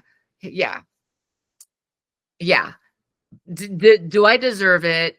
I must have deserved it, or it wouldn't have happened. It's all the narratives and dialogues we have. Just, it's like, yeah, be careful with that, but you have to still have space for it. It's okay for us to be angry at the not fairness, at the injustice that I did not get to have a different life, or these were my experiences. I think I can see why you'd be angry. And I think, I think it's a healthy amount of anger, but you should be able to have with that whole thing with your peers. I mean, it was an aha moment, like, oh, I can do that. Okay. And then there's like you said, well, why did it happen to me, not you? Well, that doesn't, what? That's pissing me off. Why did I have to go through that? Yeah. Why is that my life's journey? No, why is it stuck in here? Yeah. Yeah. It was a process. It was hard to swallow. Yeah. And I don't have the right answers for that either. I don't know about you figured the answer out for yourself. I was talking to someone earlier who was talking about some of her trauma. And she was like, and she is a spiritual person, though, so she talks in like God words for her. And she says, I don't think that my God delights in any adversity, abuse, or in the mayhem or sin that other people choose to do. And I think it does happen. And and so for her, she wasn't necessarily blaming God for anything, but some of us do. We go, I don't believe in God and I don't care if people believe in God. It's not about that, but their worlds are rocked. And so therefore, well, I don't believe in God, or I'm not going to have a relationship with my mom anymore because she lied to me about that. Or, you know what I mean? And so some people are more a little bit black and white. That being said, I guess my whole point was like, make sure you have all your thoughts and you acknowledge them, have all your feelings, and then decide how you want to move forward with them. Is this thought and feeling now going to define my new truth about the safety of the world? Or it might mean the whole world is unsafe, or it might be, no, just 10%, or whatever you taught your kids, yeah. And I think, like, here's an example of that. Here's even a story of that, because I've had people ask me questions, and here it is. So when I graduated high school, so I'm 18 years old, and I went with like 40 other students. We went to Hawaii, and we had like 3 or 4 counselors adults went with us. I don't know if they were counselors. Well, it was way cooler than my school. Whatever. Yeah. And so we go to Hawaii, and the counselors or the teachers or whoever they were, I don't even know who they were, just other Supervisors, adults, whoever. supervisors. supposed to be supervising us. I never saw him the whole trip. I saw him when we got there, and I saw him when we left. Yeah, that's right. Never saw him. But a bunch of us kids, we decided to do this booze cruise. Okay. Because we could drink at 18. Yeah. Waters, right? So we get on this ship with, and here I am with, I don't know, 20, 25 of the other kids that decided to go on this trip. And we get there and I'm in a 2-piece bikini, and majority of the girls were. And we get out there and we start drinking and whatnot. And one of the guys running the boat came up to us girls and pulled our tops to the sides and exposed us. And I'm one of the only ones that pulled mine back and slapped him and told him, you can't do that.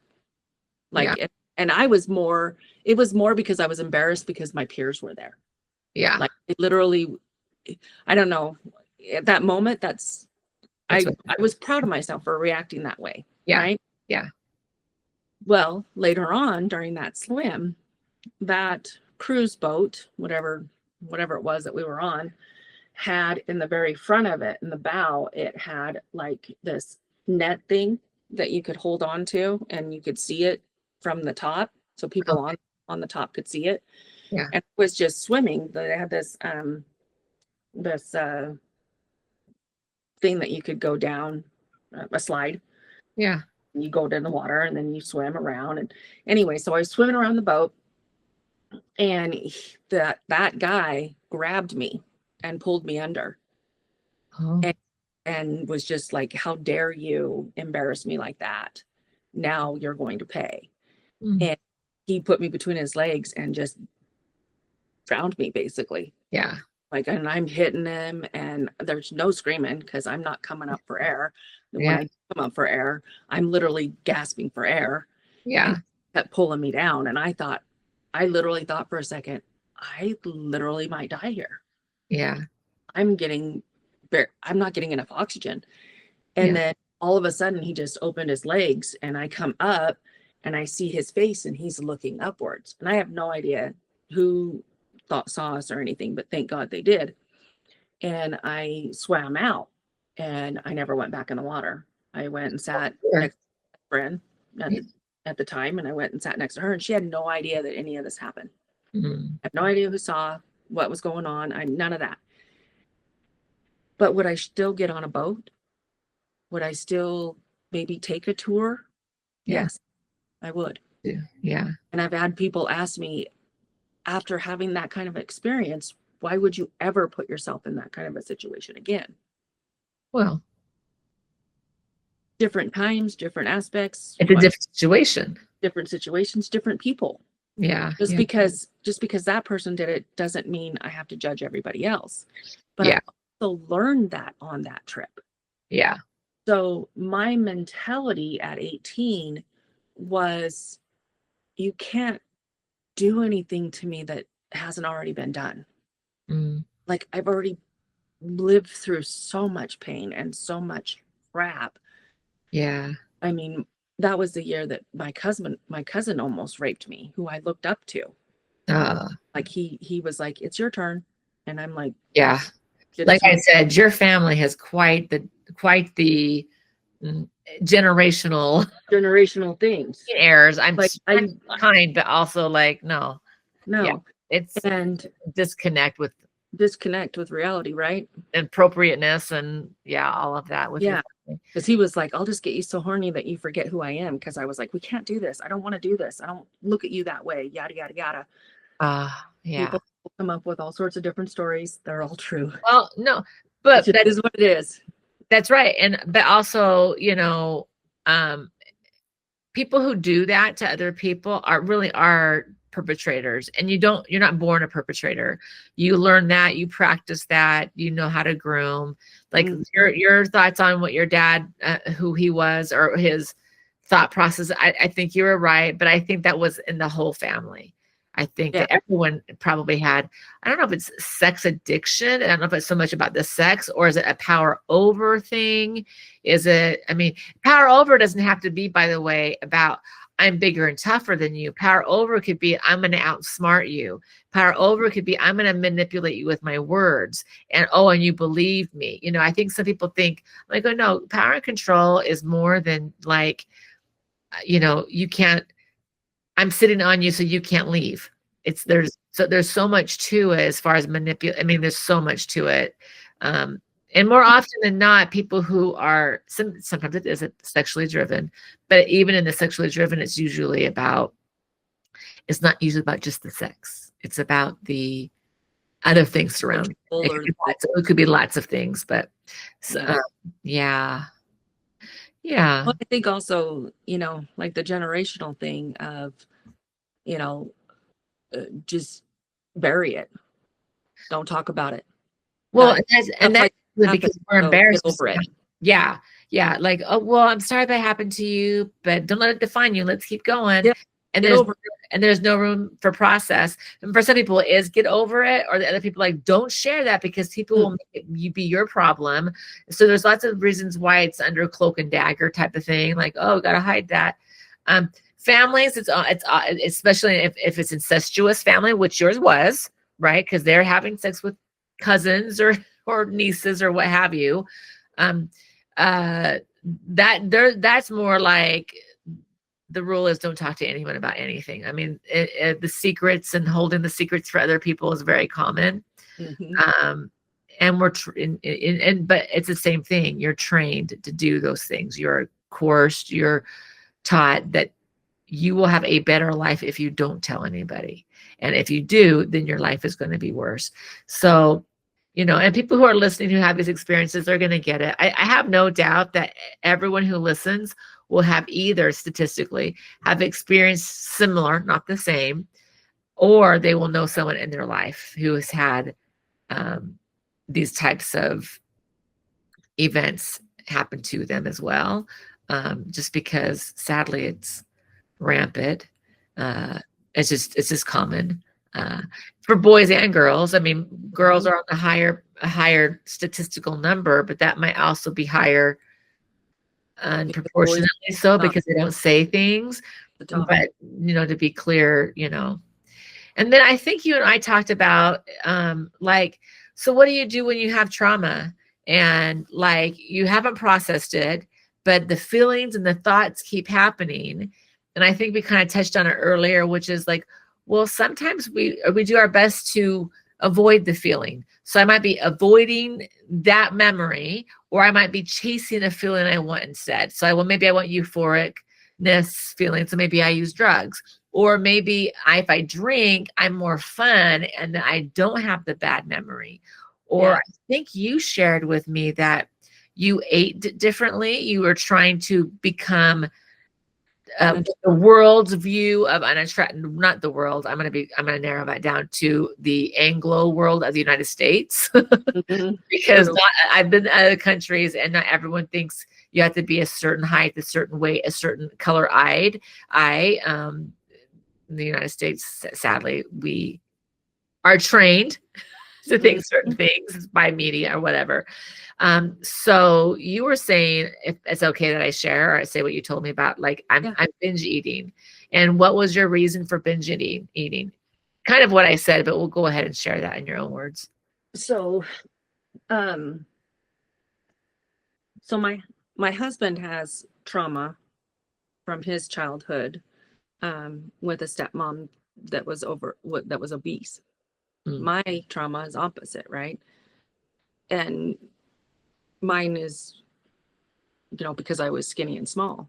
Yeah. And when he was like beautiful, because that's attractive to the people in the world. Yeah. Mm-hmm. And so he was like, I don't know why, because our relationship is so great, but I'm just not attracted to you, a 300-pound woman. And at the time I was like 180. Yeah. And like barely over I was like 150 when we got married. So I'm like 30 pounds and I've had 2 kids and a miscarriage. I lost some organs even. My body is just adjusting and metamorphosizing because it does. Our body shifts. Yeah. And I, like him and I, we talked about this just recently too. And I'm like, I wish I would have just talked to you about this. Yeah. Because in my mind, so my dad, growing up, his idea of a perfect woman was like a size A. I was a size C. Okay. Up. Oh, for breasts. Yeah. For breast size. Right. So I'm like, okay, so so here I'm being told that all these things are happening to me because I'm beautiful, because I'm skinny, because I'm curvy. Yeah. And yet my dad, his perfect woman is curvy, no butt, no boobs, basically like an A cup. Yeah. Which is great and fine. But so when my husband said that, I'm like, okay, F you. I'm going to gain as much as weight as I can and see if you I don't want to I'm more, yeah. I don't want to be like my dad. I don't want to get any smaller than 150. I was trying to get back to that. Yeah. But you know what? F you. Let's see if you stay. I'm going to get as big as I can. And so I started binge eating and eating like crazy. And then I got to the point where I'm like, what am I doing? I'm not healthy. And I don't like this version of me. Yeah. I don't like who I'm becoming. Yeah. I don't like carrying this. I still carry it because I got used to it. I'm not as big as I was, but I'm starting to go down. And the more counseling I do, and the more processing I do, and the more I feel peace in my heart, the more and I can recognize now that my daily life is my husband, my kids, going to work.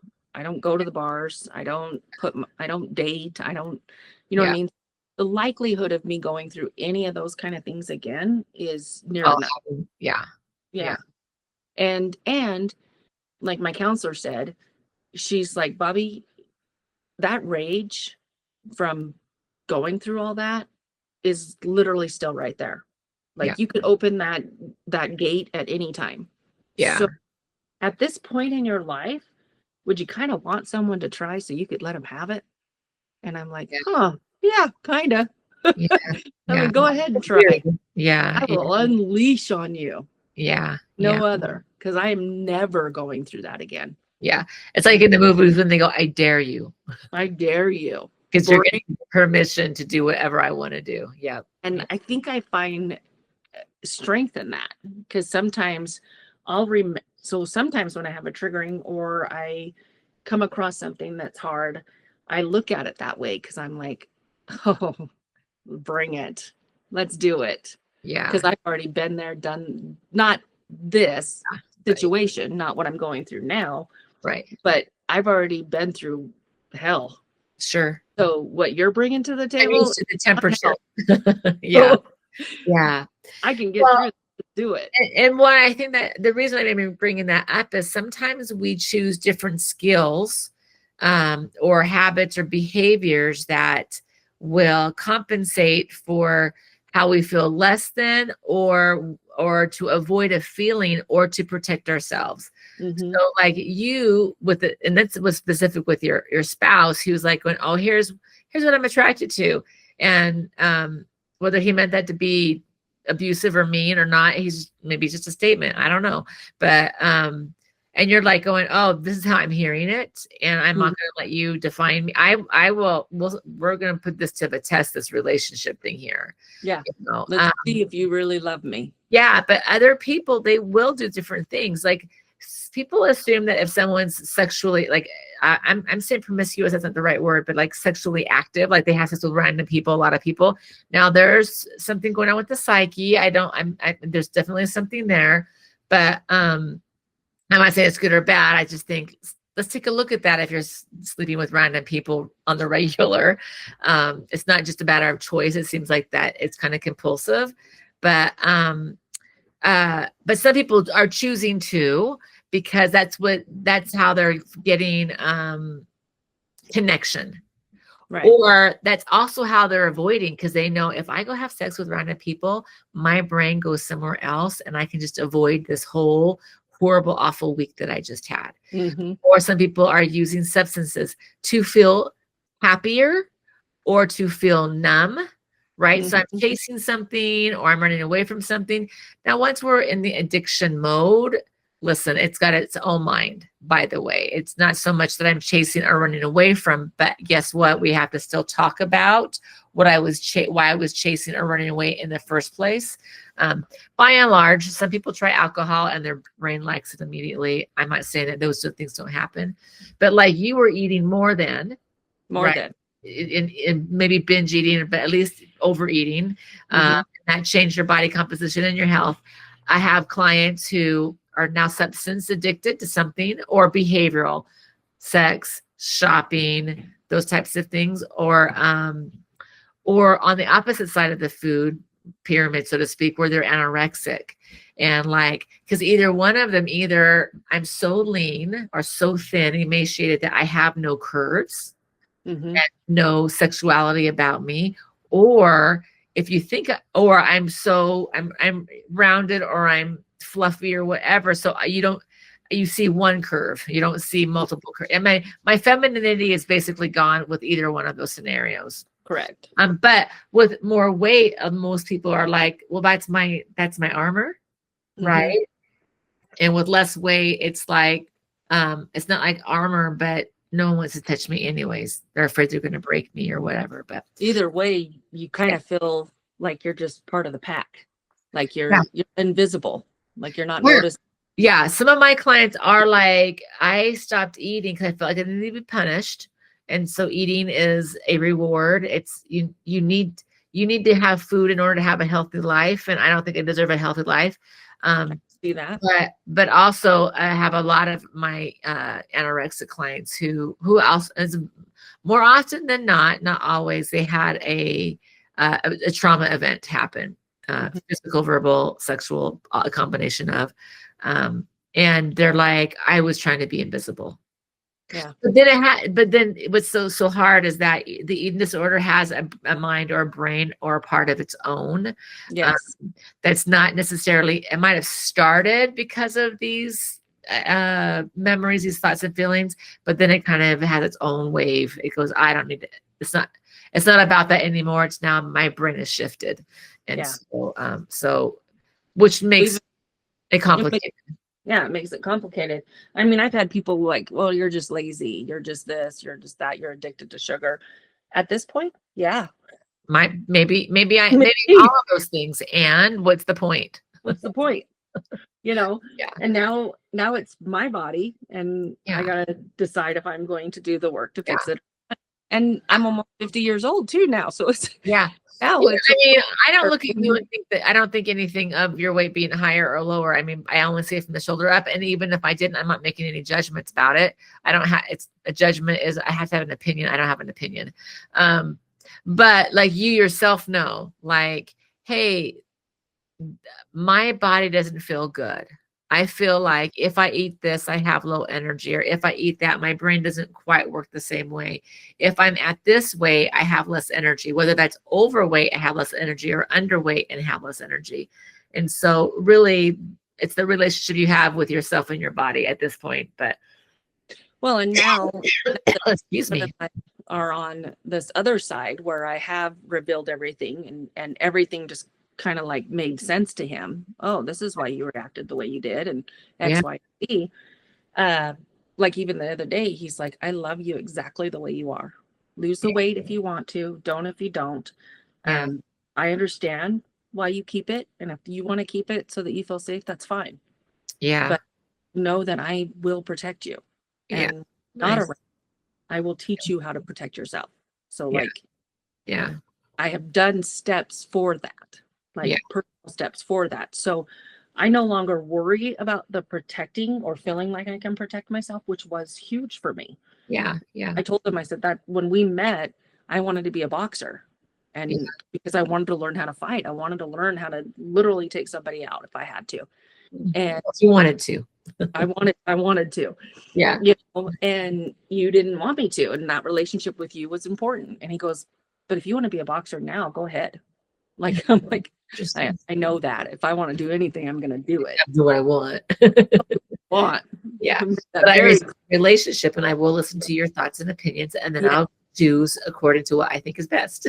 Yes, because it's important. Well, you're a partner for a reason, right? Exactly. Yeah. If I'm a partner in a company, I'm not going to just do whatever I want with the company. Mm-hmm. I will communicate that. But so is there anything else that you can think of that you want to share as far as stories, or like lessons learned or tools? And if something comes up, we can always do another, update or what have you. But I mean, we're going to read your memoirs whenever you finish that book. So come on back when that book is being published. But yeah, which you don't have to. But I mean, if you don't have anything, just let me know. And then, before we kind of do the sign off of this show, I'm going to ask you a question. I ask not everybody, but I ask a lot of my clients, my guests. You can tell I'm a therapist too. You're not my client, you're my guest. But sometimes I say my patients. I'm like, oh, man, I haven't worked in a hospital setting for a long time. Where did I come with? Why did I say my patient? Anyway, it's my brain. I'm old. Everyone, I have brain fog. I'm serious.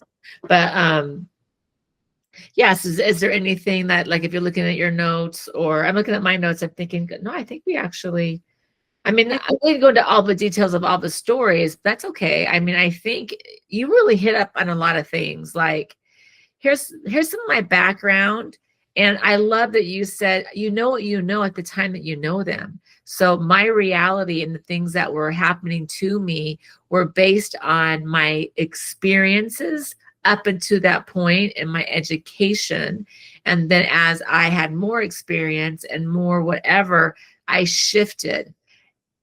But you're also saying it, but don't think that just because things shift, that part of my brain's not still there. Because it's like you're saying, like, no, do I trust myself on my own reality? Who's the one that decides me what's true or not true? You know what I mean? And I think you shared all of those things that I'm hoping the listener will go, oh, wait, if I'm questioning my own reality, then I better pause, and decide really what's true or not for me. And also give myself some grace and space of, here's what I know then, and here's what I know now, and make choices accordingly. I think those are really two big pieces, that I got from you. And also, like, go find some professional help as needed. It's not every therapist is gold. It's true, but you interview them and they can literally help you get to the next step, but you're doing the work. Mm-hmm. They're just the guide. You're still doing the hike. You know what I mean?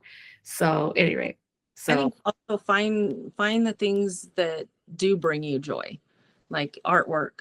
Yes, absolutely. I like craft. I like to make art. I like to go for walks. I like to swim. So it's finding those things that you do enjoy, because life is hard. Life is hard normally. Yes. I mean, just on a average Joe and Jane. Yeah. It is hard. Paying the bills is hard. Yeah. No one goes through life without having hardships or struggles. So make sure you've got a space where you can recreate yourself, do self-care is what it sounds like. Make sure you're building in fun. Yes. If you only go from hard to hard to hard, then that's all you got was hard.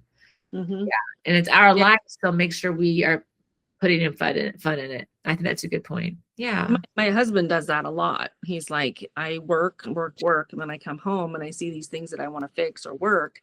And he goes, and you constantly remind me, no, we're not doing that today. We're not doing that housework. We are going to just enjoy life. Yeah. Enjoy us. Yeah. So we're going to the hot springs, or we're going here, or we're going there. And he's like, if it wasn't for you, I wouldn't do those things. Yeah. And he goes, because I just focus on the things that need to be done, the things that need to be my list, the tasks. Yeah. Even though those are important and we don't want to procrastinate or let them down, but we got to find that balance. Yeah. Balance. That's the good word. Yeah. Yeah. Yeah. It's no different than therapy, by the way. I have known people who've had, like, I see 5 different therapists a week, and I'm like, well, for what? I see one for this and one for that. And I'm like going, man, that seems like you're chasing something. Have you ever considered finding one, maybe two, depends on their specialty or what they're looking for, that maybe I'm going, yeah, that's a lot. It's a lot. Because sometimes we can be,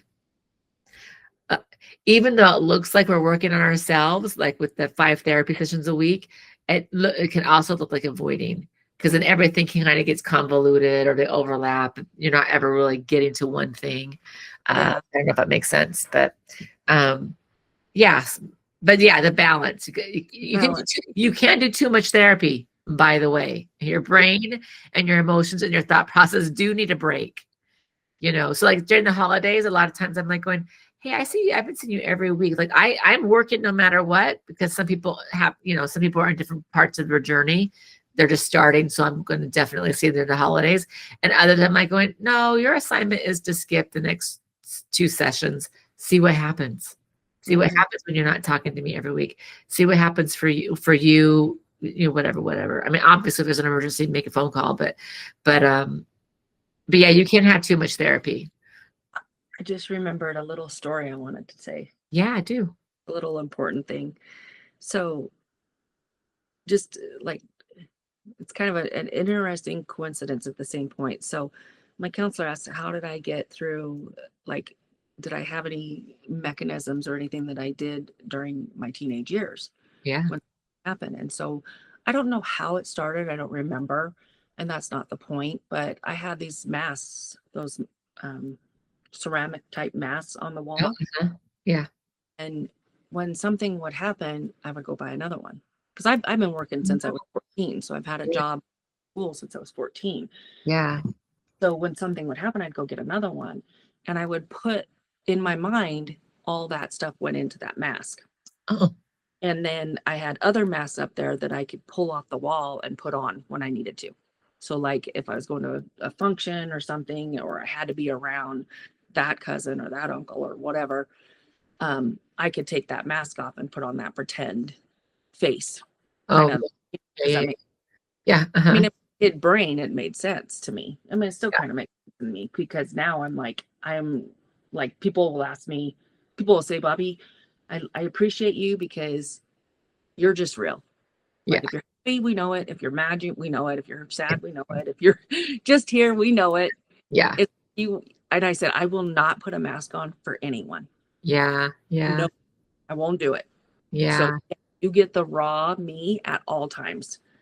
Yeah. So if anyone has masks, I think we all do at some point in life.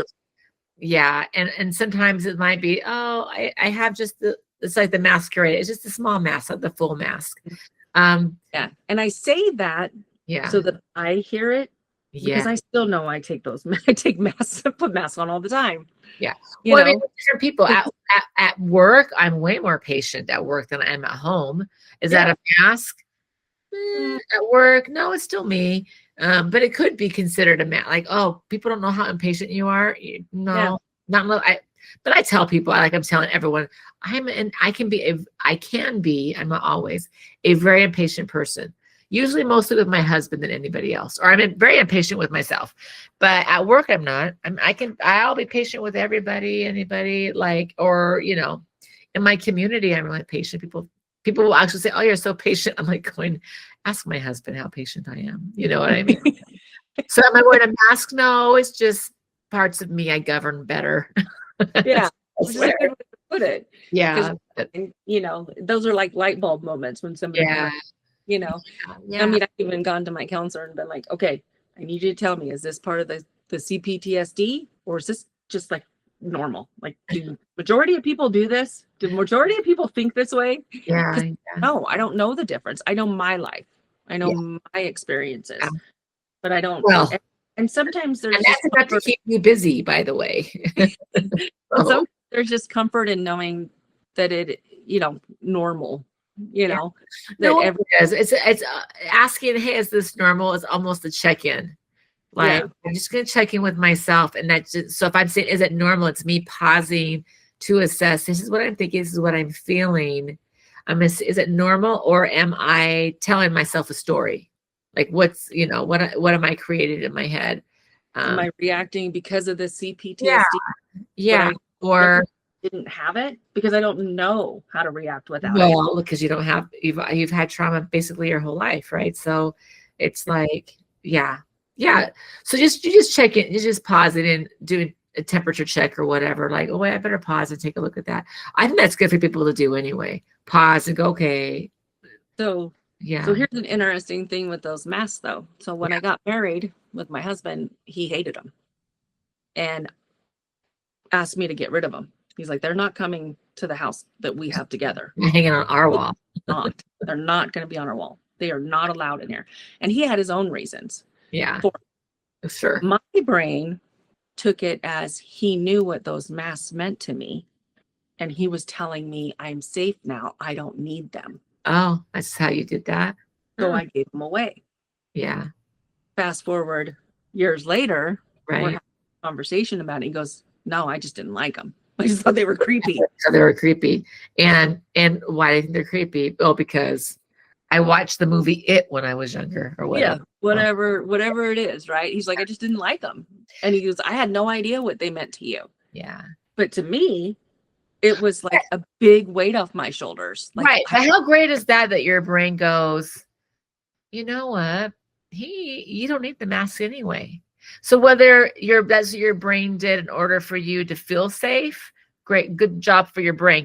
But it was like, oh, I don't need to hang on to the mask anymore because I don't need to hide behind one because he's there. And so your brain did all of that. So even though you're like going, oh, that wasn't accurate, somewhere innately your brain was on, no, that is accurate. He's not able, he doesn't have to declare it. You're ready to let go of it. And that's accurate for you. Let me ask you a question. And it's not necessarily a hard question. It's not meant to be hard, but pause and think, or you might know exactly what you're going to say. But so who you are now, and you're not completely done with your journey. You're still, we're always on our journey, right? But and you sounds like you're still working on things with family and kind of sorting that out, like who they were, and all of us, like dad, for example. And so you're still in it, right? Right. But you've done so much work.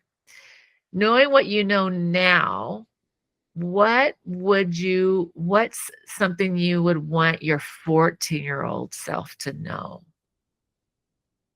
And I know that's a deep and hard question. Like knowing what you know now. It's not about safety or not safety. Like, oh, don't go in that door. Don't go in the red door. It's more like, hey, here's what I've learned. I want to make sure she knows this. That's a good question. It is a great question. I think it would be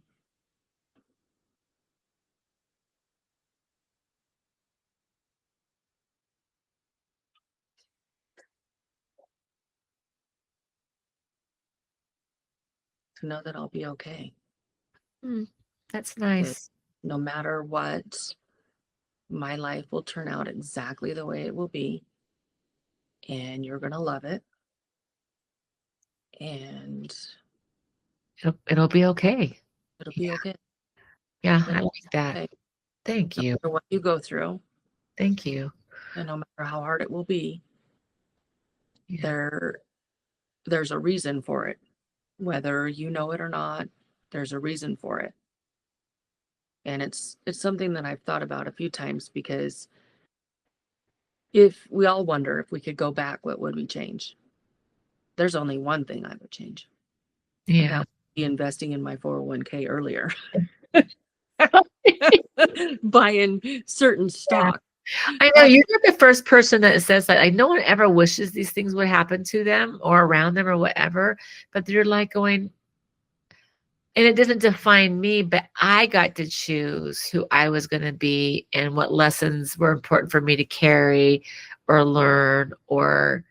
And like, it's interesting that almost all my clients and people who are when we have these types of conversations, they're like going, I wouldn't know who I would be without the experience. So it's hard for me to even envision that. But like, here I am. And so my younger self, I would want to say, everything will be great. Everything will be fine. Promise. Just hang in there, Hang in there. Do your best and remember who you are. Like, those thoughts are your thoughts. You're right. And you know that they're wrong. So just hang in there. You just keep your thoughts. You know what's right and wrong. I would tell her, you're not crazy. Yes. You know your truth. Yeah. No matter Absolutely. what anyone says, Yeah. you know your truth. You're Yeah. not crazy. Yeah. Well, so for the listener, we're just getting ready to sign off here, and Bobbi and I we're going to stop recording, but we're going to finish up on our own. We both want to thank you for joining us. It's a heavy topic, and at the same time, I feel like there's a lot of lifting, like a lot of booning up, because you have such great perspectives, and you've been gracious to say, here's what I've learned, and here's how my journey was, and here's what I'm encouraging other people to do to help them with their things. And so I hope that everyone enjoyed it as much as I did, but also feel a sense of like, thank you, like a gratitude, but like, I can do this, and thank you for sharing your story. If you do have any thoughts or feelings, please make sure you find your support people or get professional help. If you yourself have your own story that you would like to share, doesn't have to be on the same subject. It could be anything, and some life lessons you've shared. Please go ahead and write us at lifeugotthis.com. And if you have any questions or anything that you want to have, be followed up regarding Bobbi, make sure you correspond with that as well. And we'll make sure that we give that information to Bobbi, or that we do some follow-up with her as needed. Again, thank you for your time. We always appreciate our listeners and spending their precious time with us, because we find that precious. And remember, this is your life. You got this. Have a good rest of your day. Bye-bye.